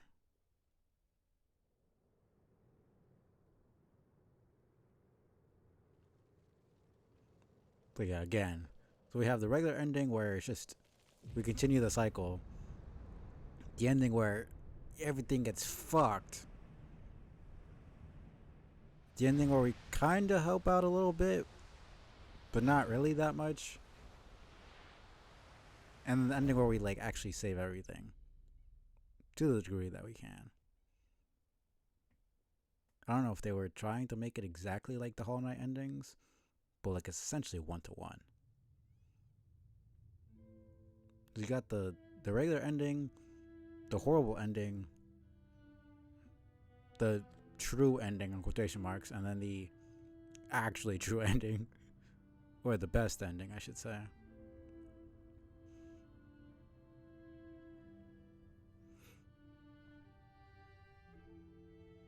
And as always, this ending you can lock yourself out of. What's even worse for here, because in Hollow Knight, the only ending you can lock yourself out of is the first one. If you somehow just didn't beat the Hollow Knight first before getting Void Heart, which takes a lot of time anyway, so I don't know how you would even do that. It's so, like, there's so much you need to do to even get that charm. I guess if you didn't know that you could replay, because there are games where there are endings, but you have to do the entire game over, like, to start from the fucking beginning and do a completely different set of things. Well, that's more like full story games, usually 3D, or like visual novels and stuff. Even visual novels now, they have save slots and stuff. You can choose another thing. So that's usually games with a lot more dense stories, where like you have a bunch of characters, and depending on what character you save and who you talk to and what you do and what you find, have a completely different ending. But for here, it's like, you know, it's not really that complicated in terms of how to get the endings. Well, for Hollow Knight at least. But it's fairly complicated, but not compared to some games I've seen. Where it's like you have to talk to this specific person at this specific time, you have to get this information from them and go to another person and say this specific line, have this specific item and give it to them, and then you have to go through so many different hoops just to get one ending, and you have to know these things. You know, it's like, that's so much work, man. But yeah, for Silksong, the only ending you can really, you can lock yourself out of doing the cursed ending if you somehow get to Act 3 before doing it, and then if you do the cursed quest and then get rid of the curse before doing, which I guess most people wouldn't want to do the cursed ending in the first place because it's kind of a pain, so it doesn't really matter that much. And you're probably not going to get to Act 3 on your own in general. So is that 5 minutes? About. Surprisingly, did that first try as well. I mean, I was Beast and Witch were obviously the ones I was going to struggle with a little bit. But it was actually kind of fun to figure out the timing to get health back. You know, with the heal being different and everything. Actually, I had to think a lot differently about how I got health back and what the timing was. So I definitely won't be using Shaman or Witch normally now, but Architect and Beast I have a bit more of appreciation for. See, I think Wonder is just too cool for me. Like, I just really like the feel of it. Not just because it's similar to Hollow Knight attack style, but just the way it feels, everything. Beast is a lot better than I thought. Same thing with Reaper. Because I was using Reaper I didn't really like the feel of the attacks. Actually, in terms of actually feel for combat and bosses, Reaper and Hunter are probably in the bottom for me. Same thing with Shaman and Witch. I like the reach of Witch, but it's just so slow that it's like, Beast is at least, it's not the fastest, but it's not the slowest either. And it feels like it makes sense for the playstyle it grants.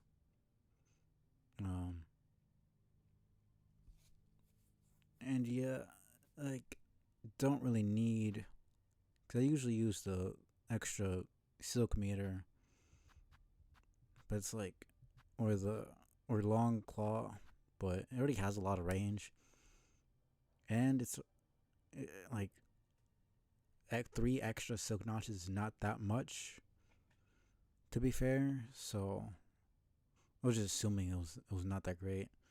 I think Architect is probably my favorite at this point, just with the way it was absolutely shredding Lace. Then it was probably Wanderer, then it's Beast. After that, I'd say Shaman and Witch are probably at the bottom. Then it'll probably be Reaper and then Hunter. So yeah, I'd say Shaman, Witch, Reaper, Hunter, Wanderer, well, Beast, Wanderer, then Architect for least favorite to favorite so far. To be fair, this is just the last boss. This isn't really like playing the entire game with it, but you can't get most of these until later on, so it's kind of impossible to play the entire game with a specific crest unless you do mods.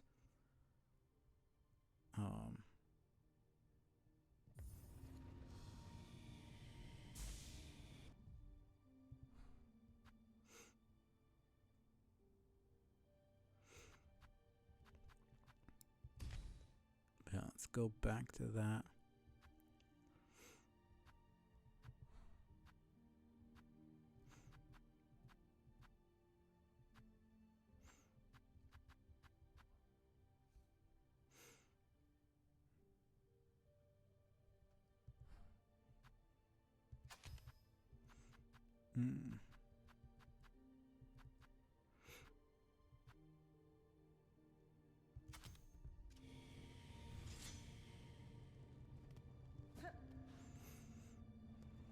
Alright, last one, and then go over to Fleetopia, see if I can't try to at least get close.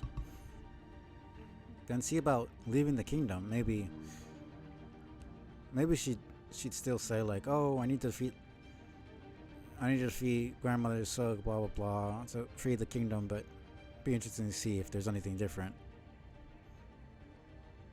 I don't see why they would have that dialogue there and have the edge of the kingdom be right there, and then her say like, oh, I can't leave yet, and then not have her able to leave. Maybe it's only from the DLC that we're able to. It'd be really interesting if we could go to Hollowness or something, and then it's just like a way bigger game, and like Grim Troop or what, I don't know what they would even do, but we'll see. Anyways, now with all the info I have on the boss, to see how I do. Can actually try to get a couple of nail strikes in. We'll see.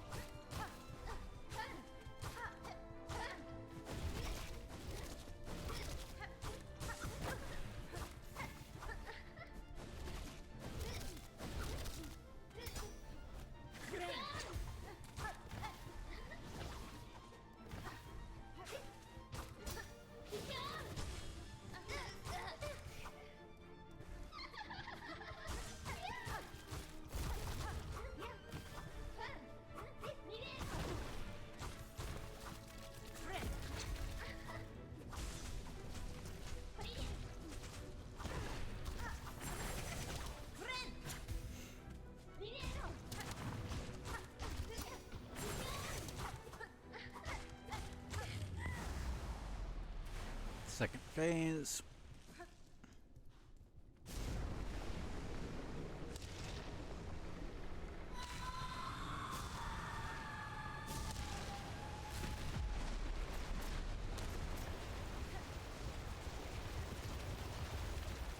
I'm definitely there's a lot more chance to do stuff.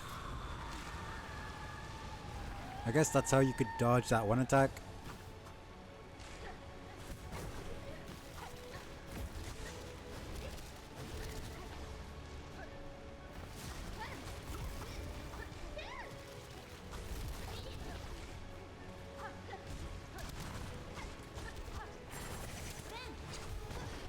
Fuck off.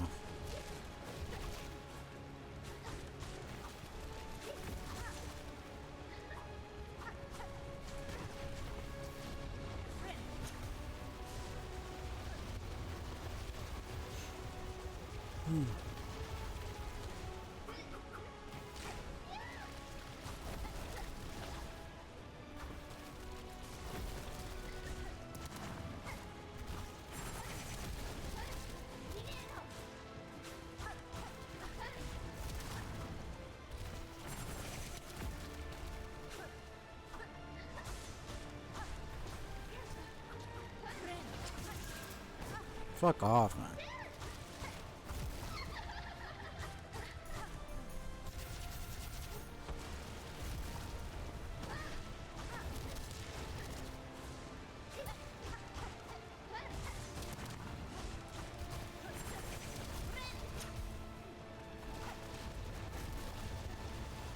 Okay, man. Oh, so close.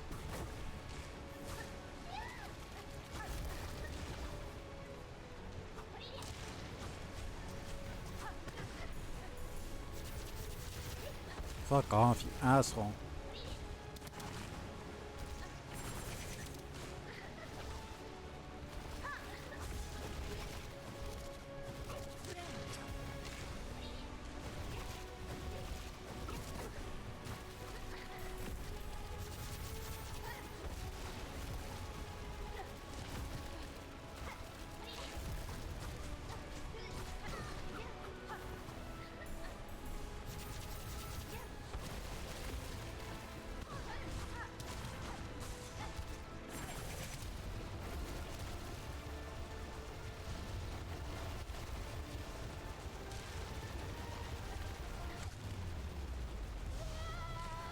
That was somehow the closest one out of all of them.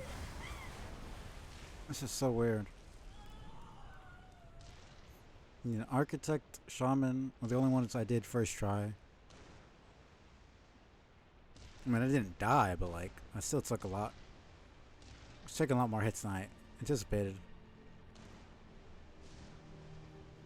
Weird. Hmm.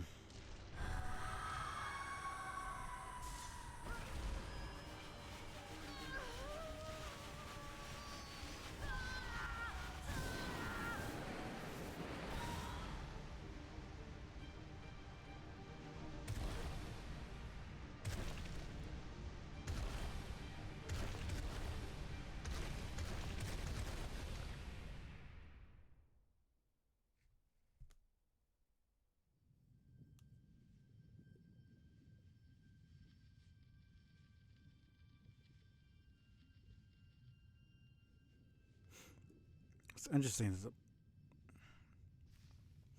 mean, it says fragile flower, but it still protects us pretty well.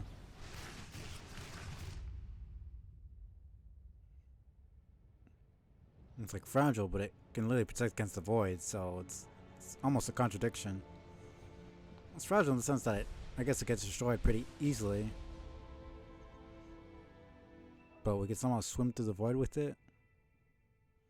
Because in the sense that it's like almost oil and water, where the void cannot pierce through it, but on its own it is brittle and just gets destroyed eventually.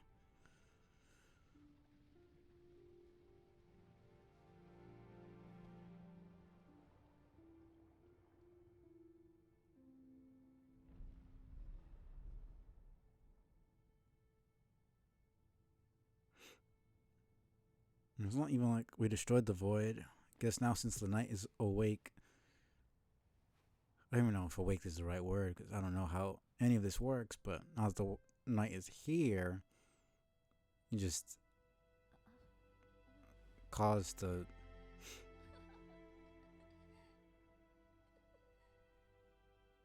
Maybe that's what happened in. I mean, depending on which ending, because there's a Pantheon 5 ending with the Delicate Flower and the one without. The one without has the Godseeker. Oh, both of them has the Godseeker die. But one has the Lord Shade enter into Hollow Nest, do the Godseeker, and then it's a cliffhanger and we have no idea what happens. We're going to assume that Hollow Nest is probably fucked. But seeing this, that might not be the case, because clearly the knight is lucid enough to recognize Hornet and cares enough to save her. But then there's also the Delicate Flower ending where the same thing happens, but the Void touches the Delicate Flower that the Godseeker is holding, and then both the Godseeker and the Void coming out completely disappear. I always assumed that meant they fucking disintegrated and they're just gone, but it could also be that they were teleported somewhere. Perhaps close enough to Farloom that they can now come here and aid Hornet right here at the ending. But then where would Godseeker be? That could also be how Pantheon comes back. It would be a little bit, I guess, not lazy, but like uninteresting for it to be Godseeker again. But I wouldn't really complain. Because, I mean, I want Grimtroop to come back and not have the exact same fucking thing, because Hornet wouldn't agree with the quest. But something similar, at least get some more info on the Grimtroop, maybe. There's plenty of other new stuff that they could come up with that would be interesting. Okay, now I guess I'll go and check out the go to Fleetopia, see if I can give 2 or 3 attempts to each game and see if I can get the freaking memento. Like, one of them is 95 and it's like, that's a bit ridiculous. The most I got was 33 when I first beat it, and then I got like, what, 31? I think I got 32 in this attempt. So getting 95 is like a little bit insane. I can see myself getting maybe 50 or 60, but 95? Oh, I have to beat 95, so I have to get 96. And it's just an optional thing that doesn't add percentage or for an achievement or anything like that, but it's still a little bit like, you know.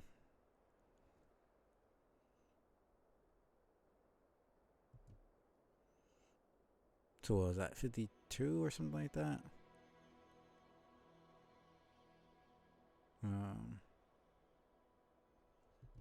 Have to look again. I think it was like 57 before.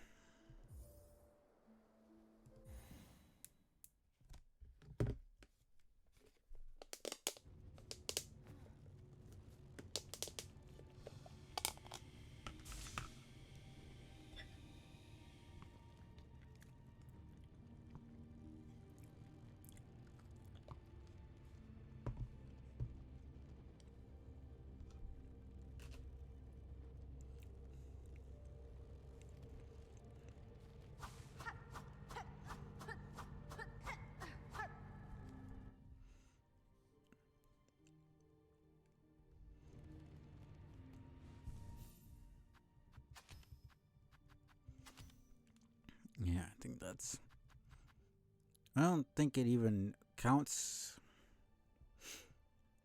charms for the flea, for both the sprints for the Sprint Master and the flea games. So you don't have any unfair advantage, but I might as well just try it out.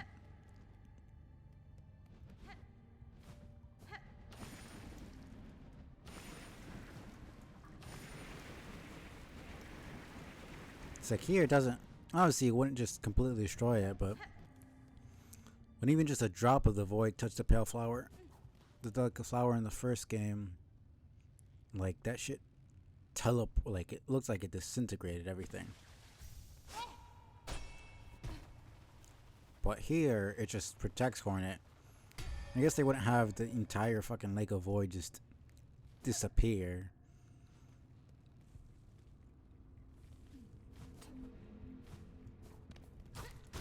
But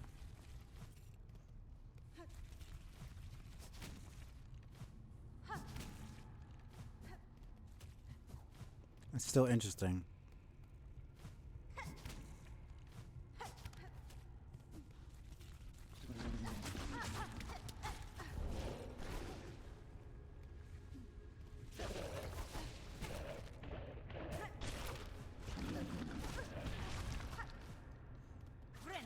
Oh, fuck off.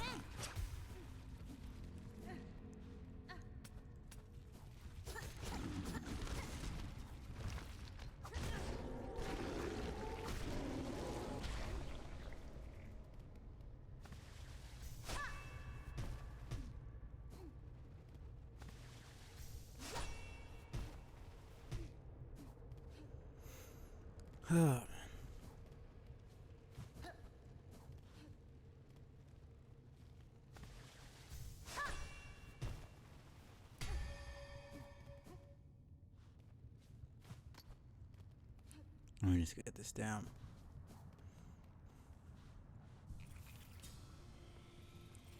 Bench here.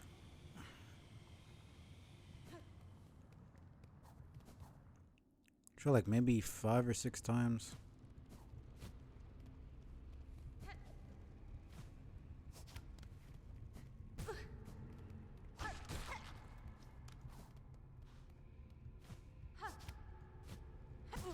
I don't know why I did that.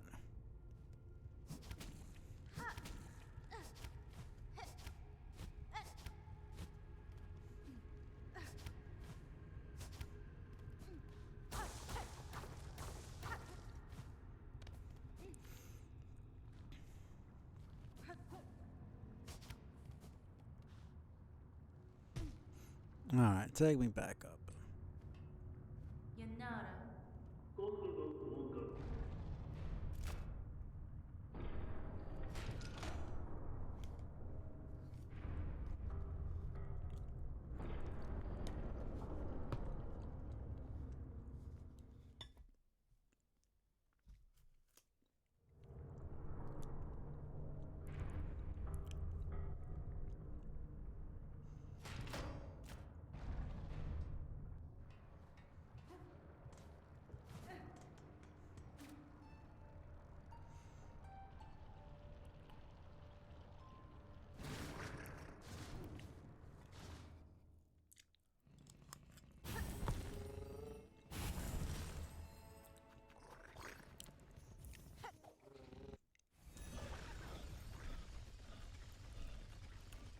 Alright.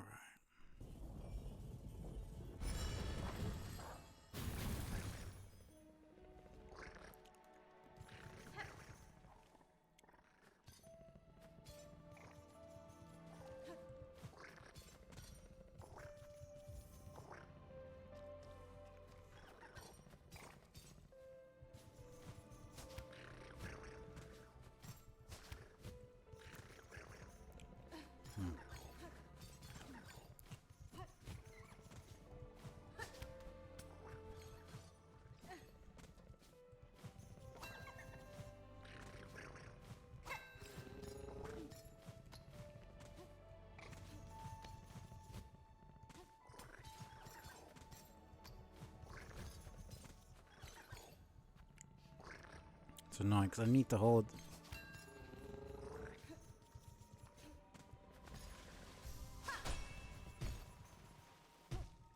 You really have to be at the edge there to be able to do that.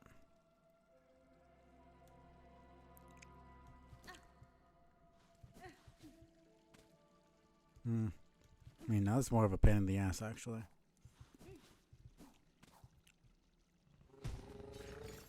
Whatever, man.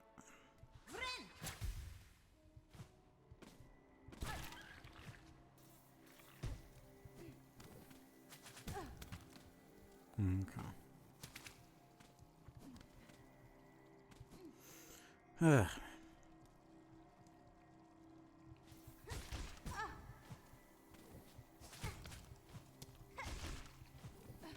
Fuck off.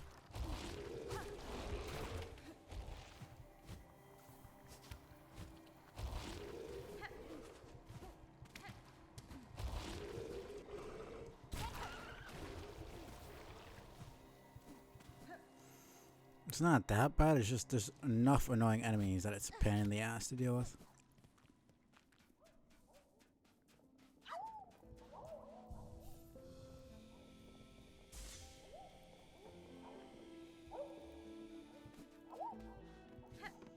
Now, let's see this again. Yeah. Oh, 55. That's all. 95 was the dodge. Okay. That's a lot better. Yeah, this is doable for sure. I have to get 56. And for dodge, those are seconds, so that's not that bad. A minute and 35 seconds. It's not horrible at all. And I'm only 6 off for scoring the bounce. So if I focus up, I can definitely get this done. Okay. Let's just do juggle.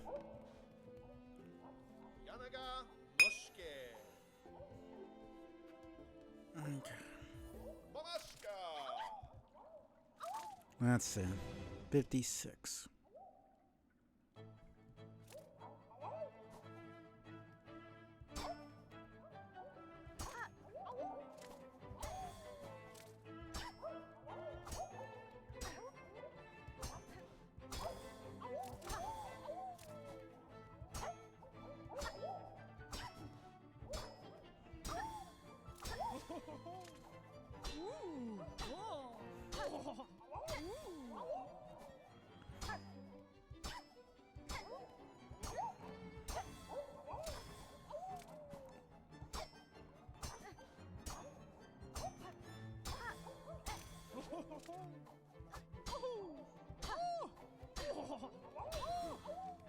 Come on.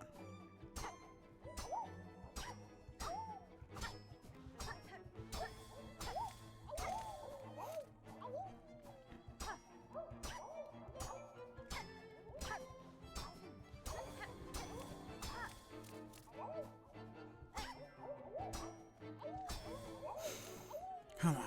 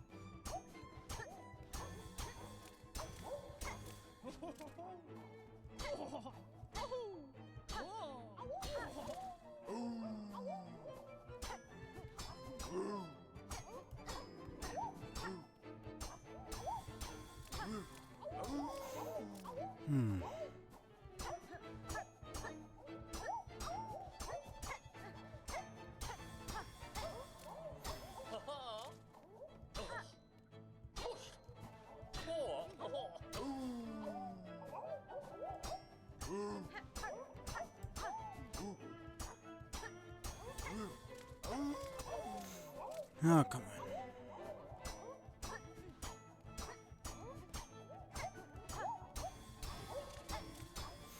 Okay. At this point, it's just seeing how far I can get. Shit. Okay. Good 60. That's not bad. I'm proud of that. The game's now ended, and the Flea Juggle champion set an even higher score. Tremble in awe, dear Fleas, at the might for dear Miss Hornet. Okay. Wonder if he says anything after I get. Yeah, I know. Yeah, I think he only says stuff if you beat him in all 3 already. So yeah, 5 more than him, not bad. Not bad at all. I'll do bounce since I got the highest there. Compared to, I mean, I only have 5. Only 6 more there compared to the 17 I need for that one for dodge. I wonder if you get far enough, because Krat is part of the bounce game, and then Grishkin was part of the juggle pretty early on, and then Varga comes in. So I'm wondering if Vog or Krat or Mushka also join in as well. Well, Vog is one of the things you have to dodge, and I mean almost all of them participate in their games. Grishkin and Varga part of the juggle. Vog is one of the obstacles for the dodge, and she throws her weapon at you. And then Krat is one of the fleas you can bounce, you can pogo off of for bounce. So it seems like Mushka is probably the only one who doesn't. Maybe we just haven't gotten far enough to see him as one of the obstacles. And one of the things. So I just need to get 69. I have to use all of my.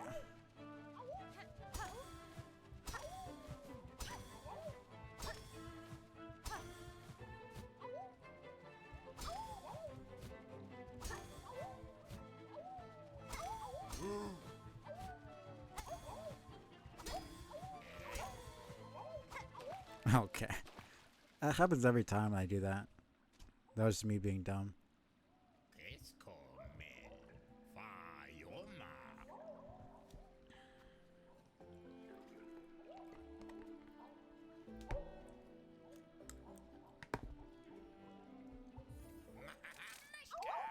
It shouldn't take too long.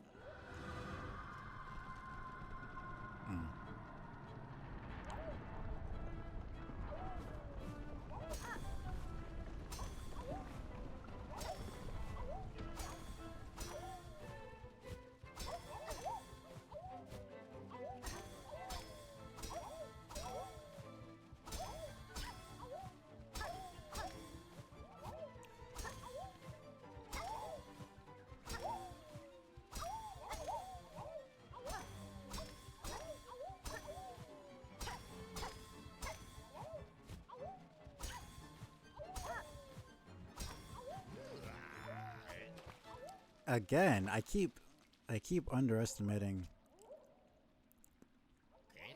the range.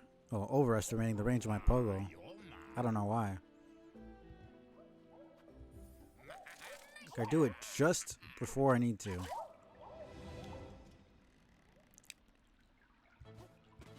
Just do it way too early.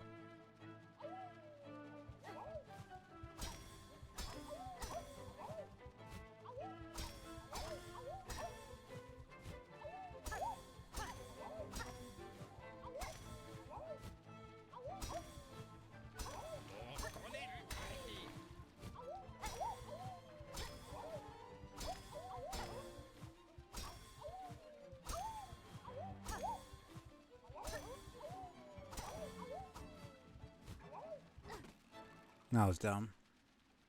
I should have known that I couldn't get there in time. I also need to start using the harpoon a bit more. I'll just snooze it.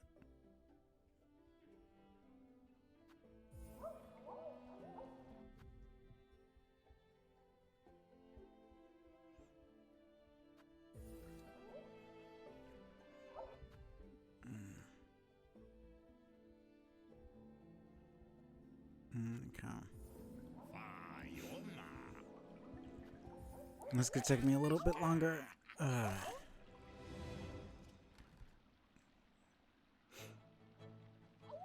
Yeah, using the...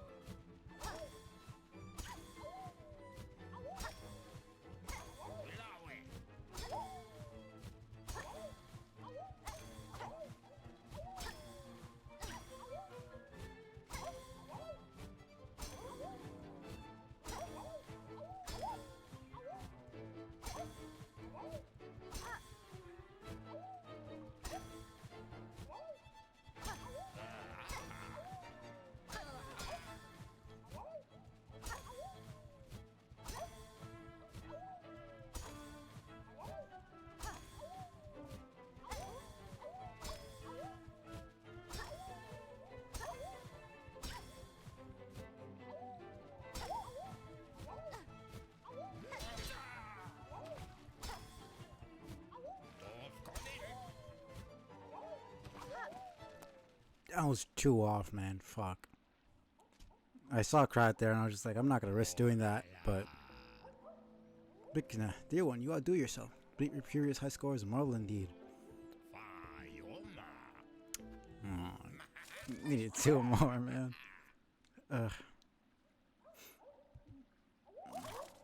But even if I don't use the harpoon to hit one, I could do it to get closer to one that I'm not close to. This is definitely doable.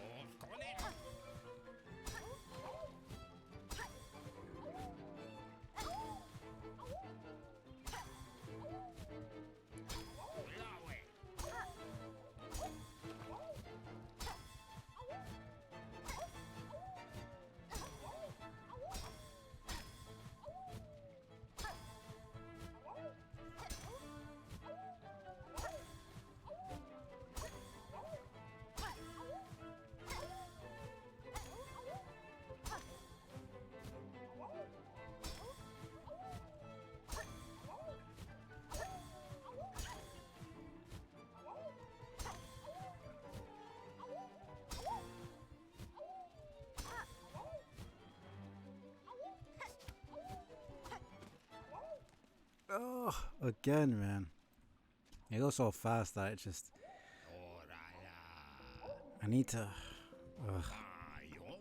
This is so... irritating. Ugh. Right there. It's not like this is like some impossible thing. Just messed up at the end.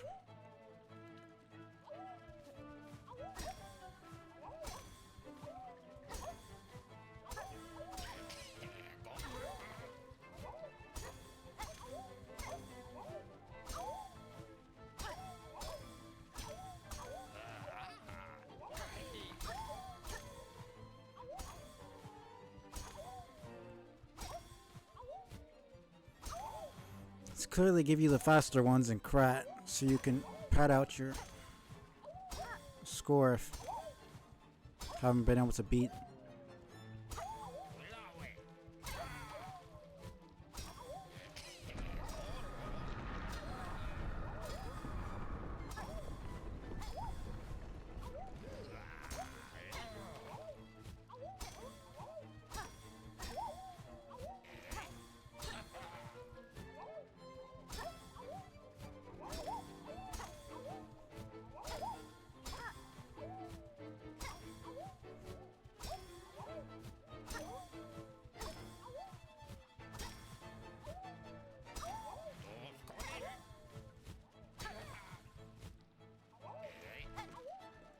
I was just too low to be able to hit that one.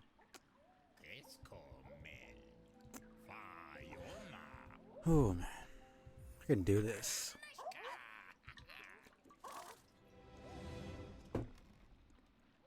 Just need to pay attention.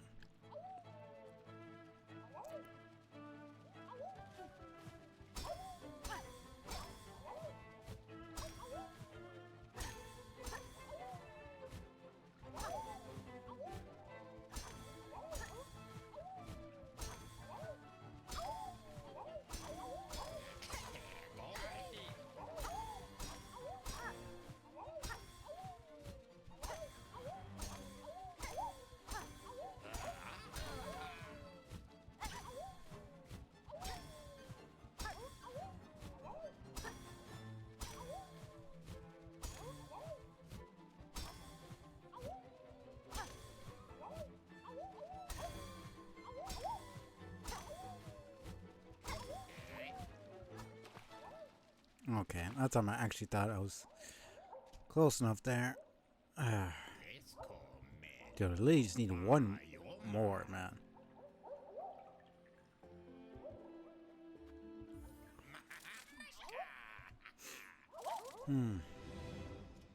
This is a lot more annoying because I have the skill to do this. I'm just messing up at the end.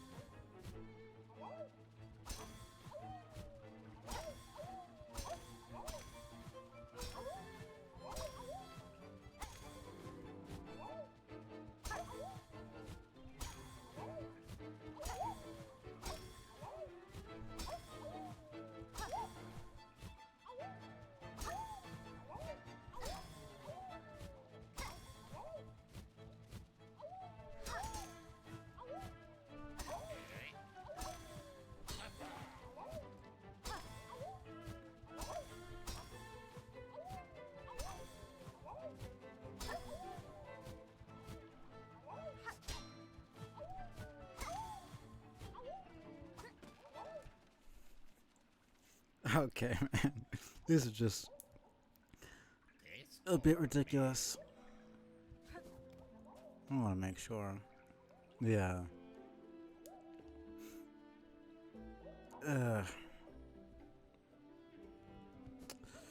This is starting to irritate me a little bit.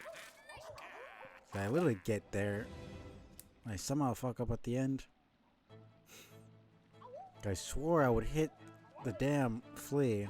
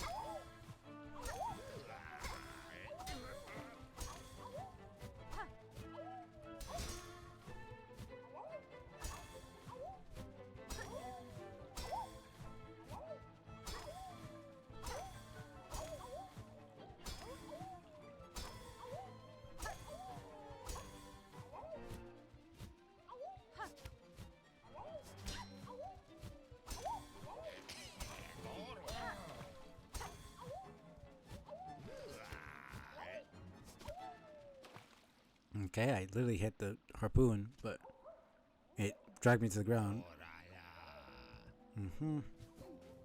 Not bad. 83. Okay, now I just need to get 96. See if I can get 100, but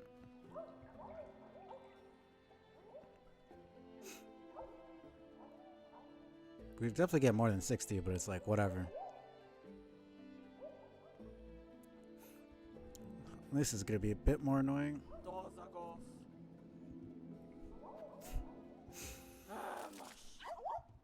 Okay.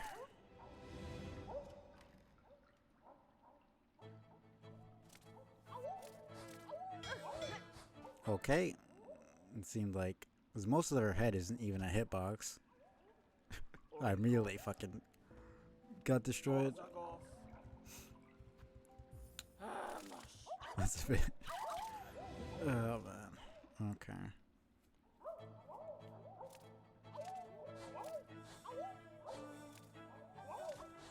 It's usually how they do it. They don't just see like that.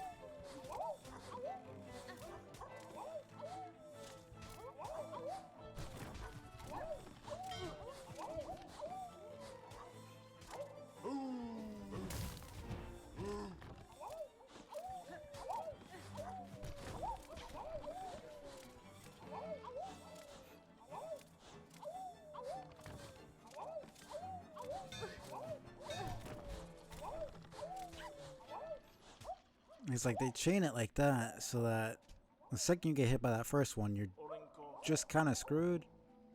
And since you can't double jump,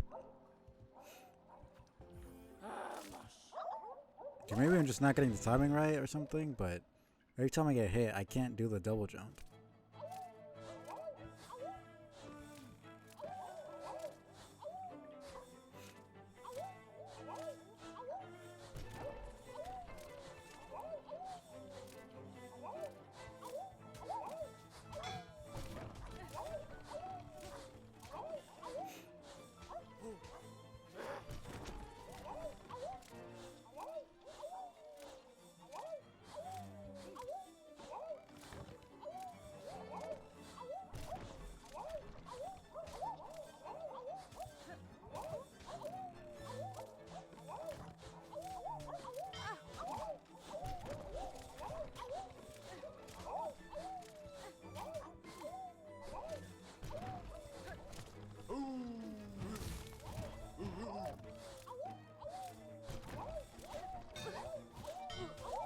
He's like, what am I supposed to do there? You give me one that I have to jump over, and the platform that's above me. But then, the second I go to get to that other platform, because this one's fucking falling, I get hit by the one that's right there. Like, I can't look two places at fucking once. And the timing to pogo that enemy, it's just kind of crazy. Let me just let the fucking ad run here. Now I'm just gonna keep doing it. I don't feel like taking a break. This is just side stuff anyways.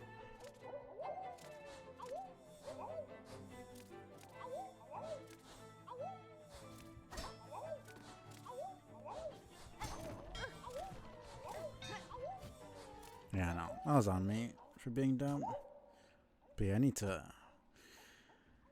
get used to using the pogo here. That's clearly what I'm supposed to do.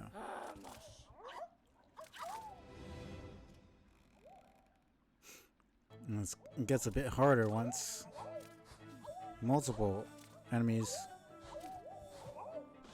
come in. So you pogo, but then you end up getting hit by an enemy that's above. Guess that's what you're supposed to do?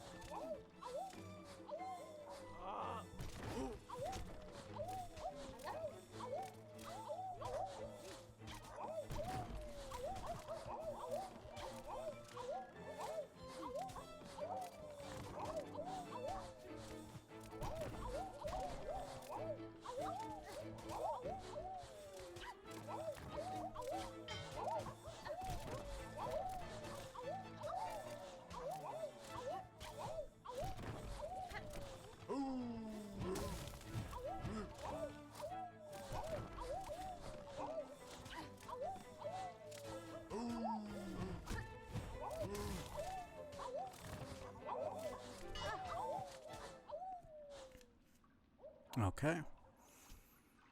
Oh man. It was 89. Trials ended and you have bested your own score. Risk Kids champion. Alright. This is so annoying. I have to get 96, right? Yeah. 7 away. 7 seconds never felt so fucking insane. Oh my god. Because there's so much going on and so many of the enemies aren't even going towards you.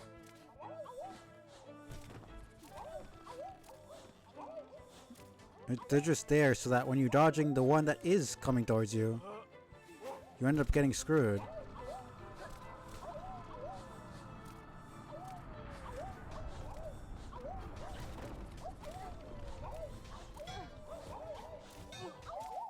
And it's like, what am I supposed to do there? Dodging one, another one's in my way. I press the fucking jump button, I don't get a double jump, I get the damn float for some reason, even though it's supposed to be a double jump first. And I haven't done a double jump already, so...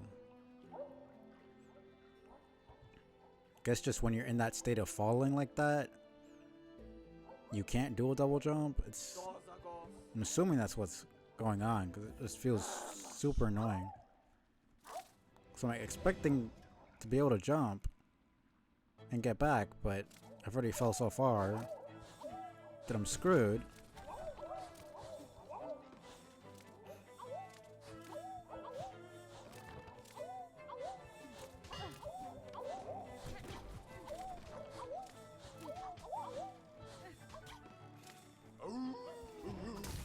See, it's like...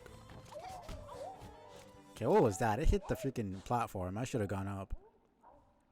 That's a bit bullshit. He's like, there, I wasn't able to get the damn...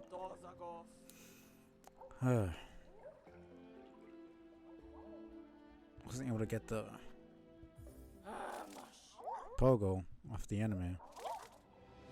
And if I don't get the pogo, I fall. And if I, you know, get too close and I get hit, then I'm just fucking screwed.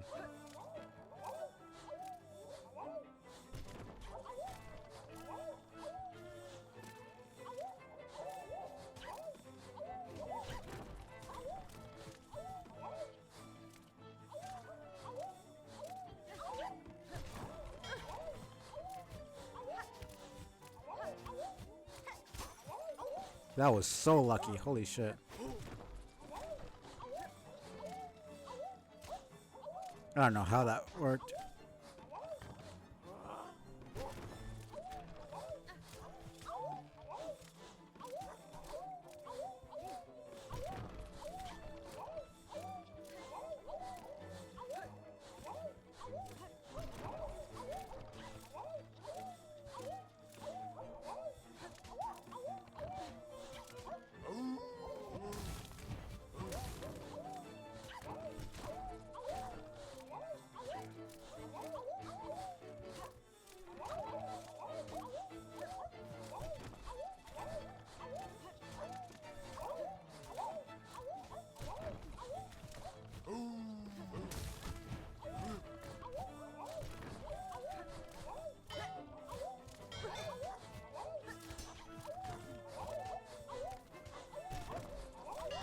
Oh, come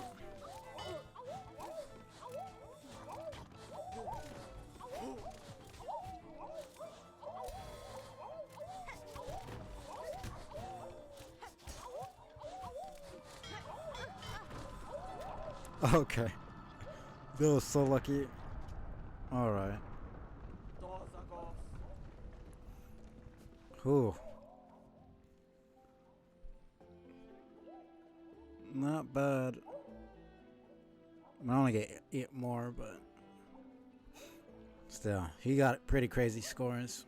I could definitely get better in juggle, and maybe a little bit better in bounce. Oh, definitely better in bounce, but dodge is probably the hardest one. Not just because of how high his score is, but there's so much cluttering the screen.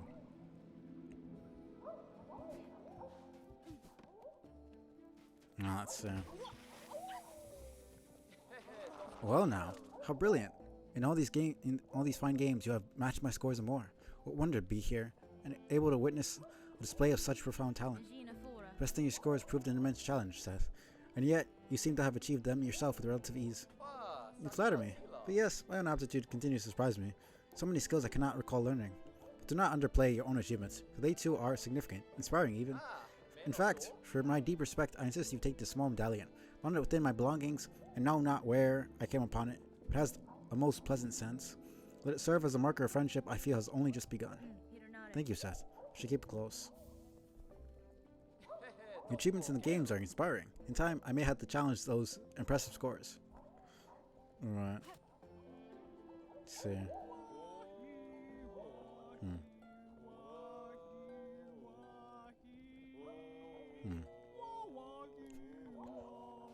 So they mix up. Alright. Definitely didn't think I would get it.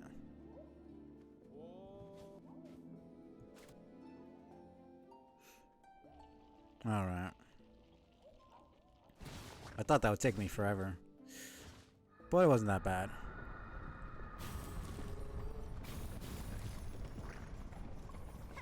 Now we just go to Bellheart and get the last memento put on.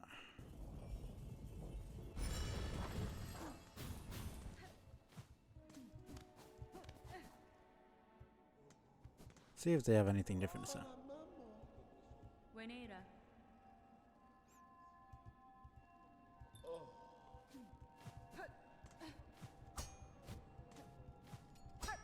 Oh, she's still there.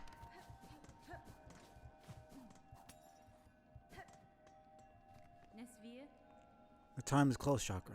The cost was grave and the challenge steep, but I've claimed a power that can put an end to this disaster. And this is good, Hornet-wielding Needle. Essential. My own strength has near reached its limit, and the Dark Husk continue their assault unceasing. Take your final action, and let us all see the end of this. Yeah, she's not even mapping or humming. She's just fucking tired. Alright. Yeah. See, what does she say? Still I stand. Those remaining. I think it's about the same thing. Things ready for you all. Still I stand. Interesting. Not bad. They get it pretty. I mean, at this point, you get it like really. Gilded Trophy. Age Medallion Wanderer. Seth. Heirloom of Village. Recognition of True Hunter. Yeah, I have all this and then I just have a straight up fucking heart. Just on my. In my house.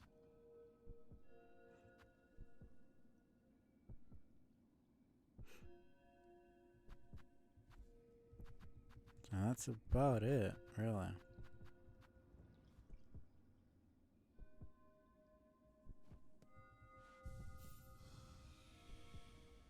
I can't see the other one. 'Cause that one is...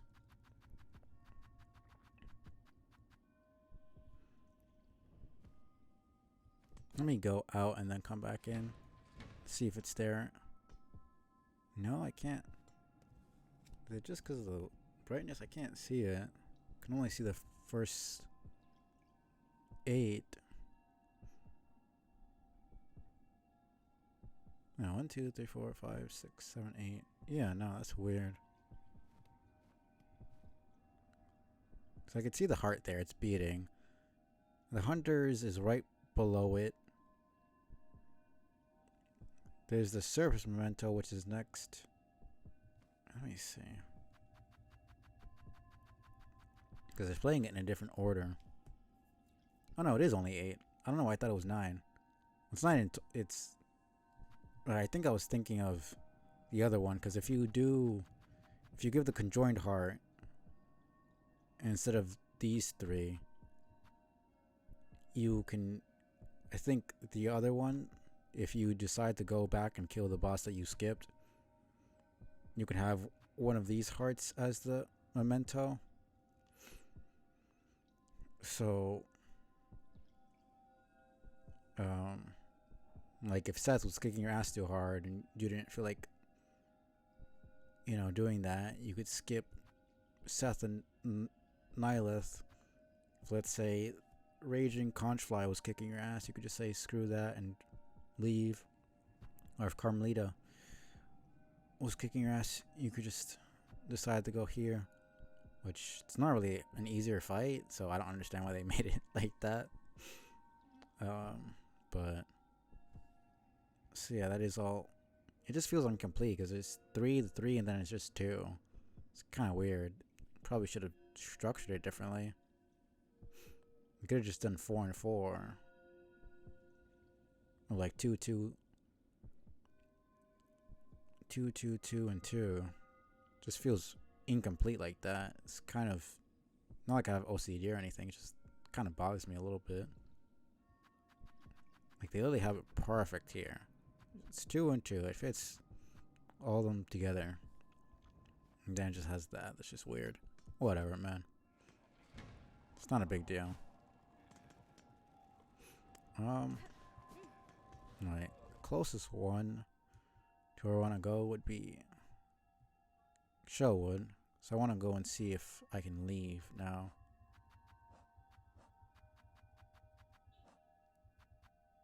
Alright, yeah, it would have been what I had.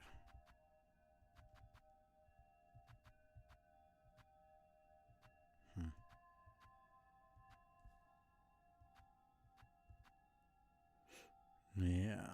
And for this being the equivalent of the dream now, we never got any sort of like lore behind it like we did with Seer telling us about the dream now and getting an awakened Nidalin, because we got it from the enemy, so obviously we're not gonna get anything like that, but maybe DLC they do a bit more with it. I mean they've done a decent amount.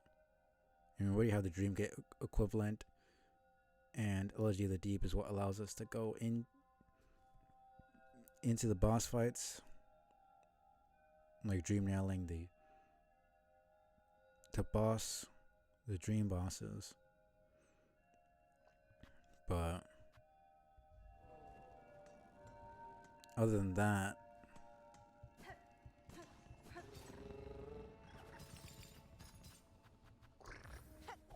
let's see.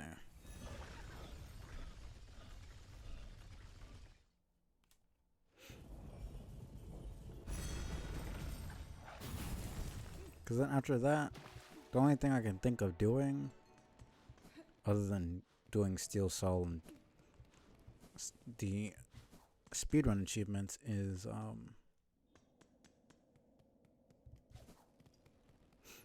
there's also a couple NPCs I haven't even found. But I don't think it'll let me go out. But I just wanted to see. Probably be like, oh, we have to save the world. We can't leave yet. Choose that beyond. Yeah. It's a little annoying that it says that. Like, it clearly is stating that once we're done here, she would leave and probably go back to Hollow Nest or somewhere. But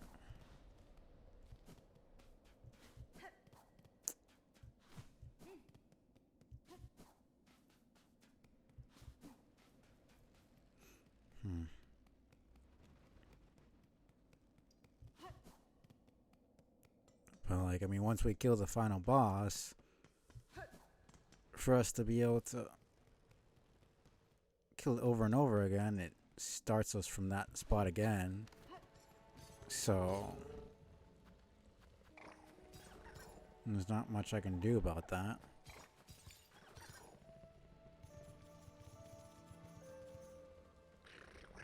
So the same thing would be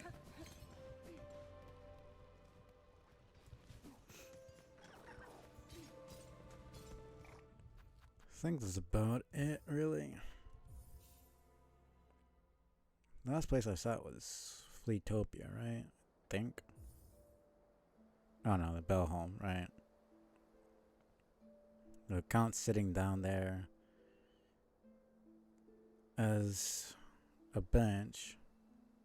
Interesting. Oh, whatever. Almost 68 hours to get, I mean, pretty much everything I could get. There's really nothing else that I can think of apart from Steel Soul and the speedrun stuff. Yeah.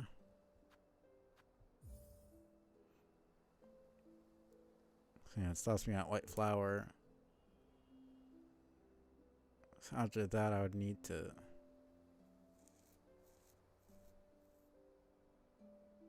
I had gotten the Pale Oil, so really the only thing that I didn't have at that point was obviously beating the final boss. Guardian Memento and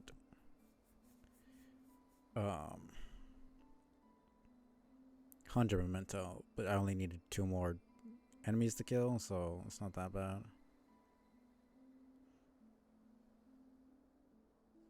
I mean, I have no reason to go back.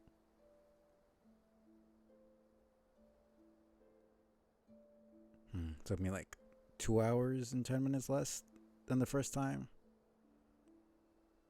By the time I got the White Flower, it was almost 66 hours. Then when I did it again, it was almost 64. I mean, it makes sense. I already knew what to do, so the only thing I died to was Carmelita. So, yeah. And I was thinking of the platforming, like doing Mount Faye and the surface platforming again with pogos where I could. But, like, maybe I'll do that eventually, but right now I just kind of,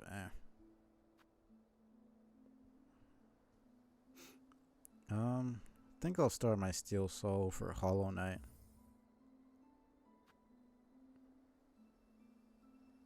I'll take a quick break here, but I think I'll start it at least because, I mean, playing Hollow Knight after this is going to be a lot easier. Let me change the. Yeah, I'll take a quick break.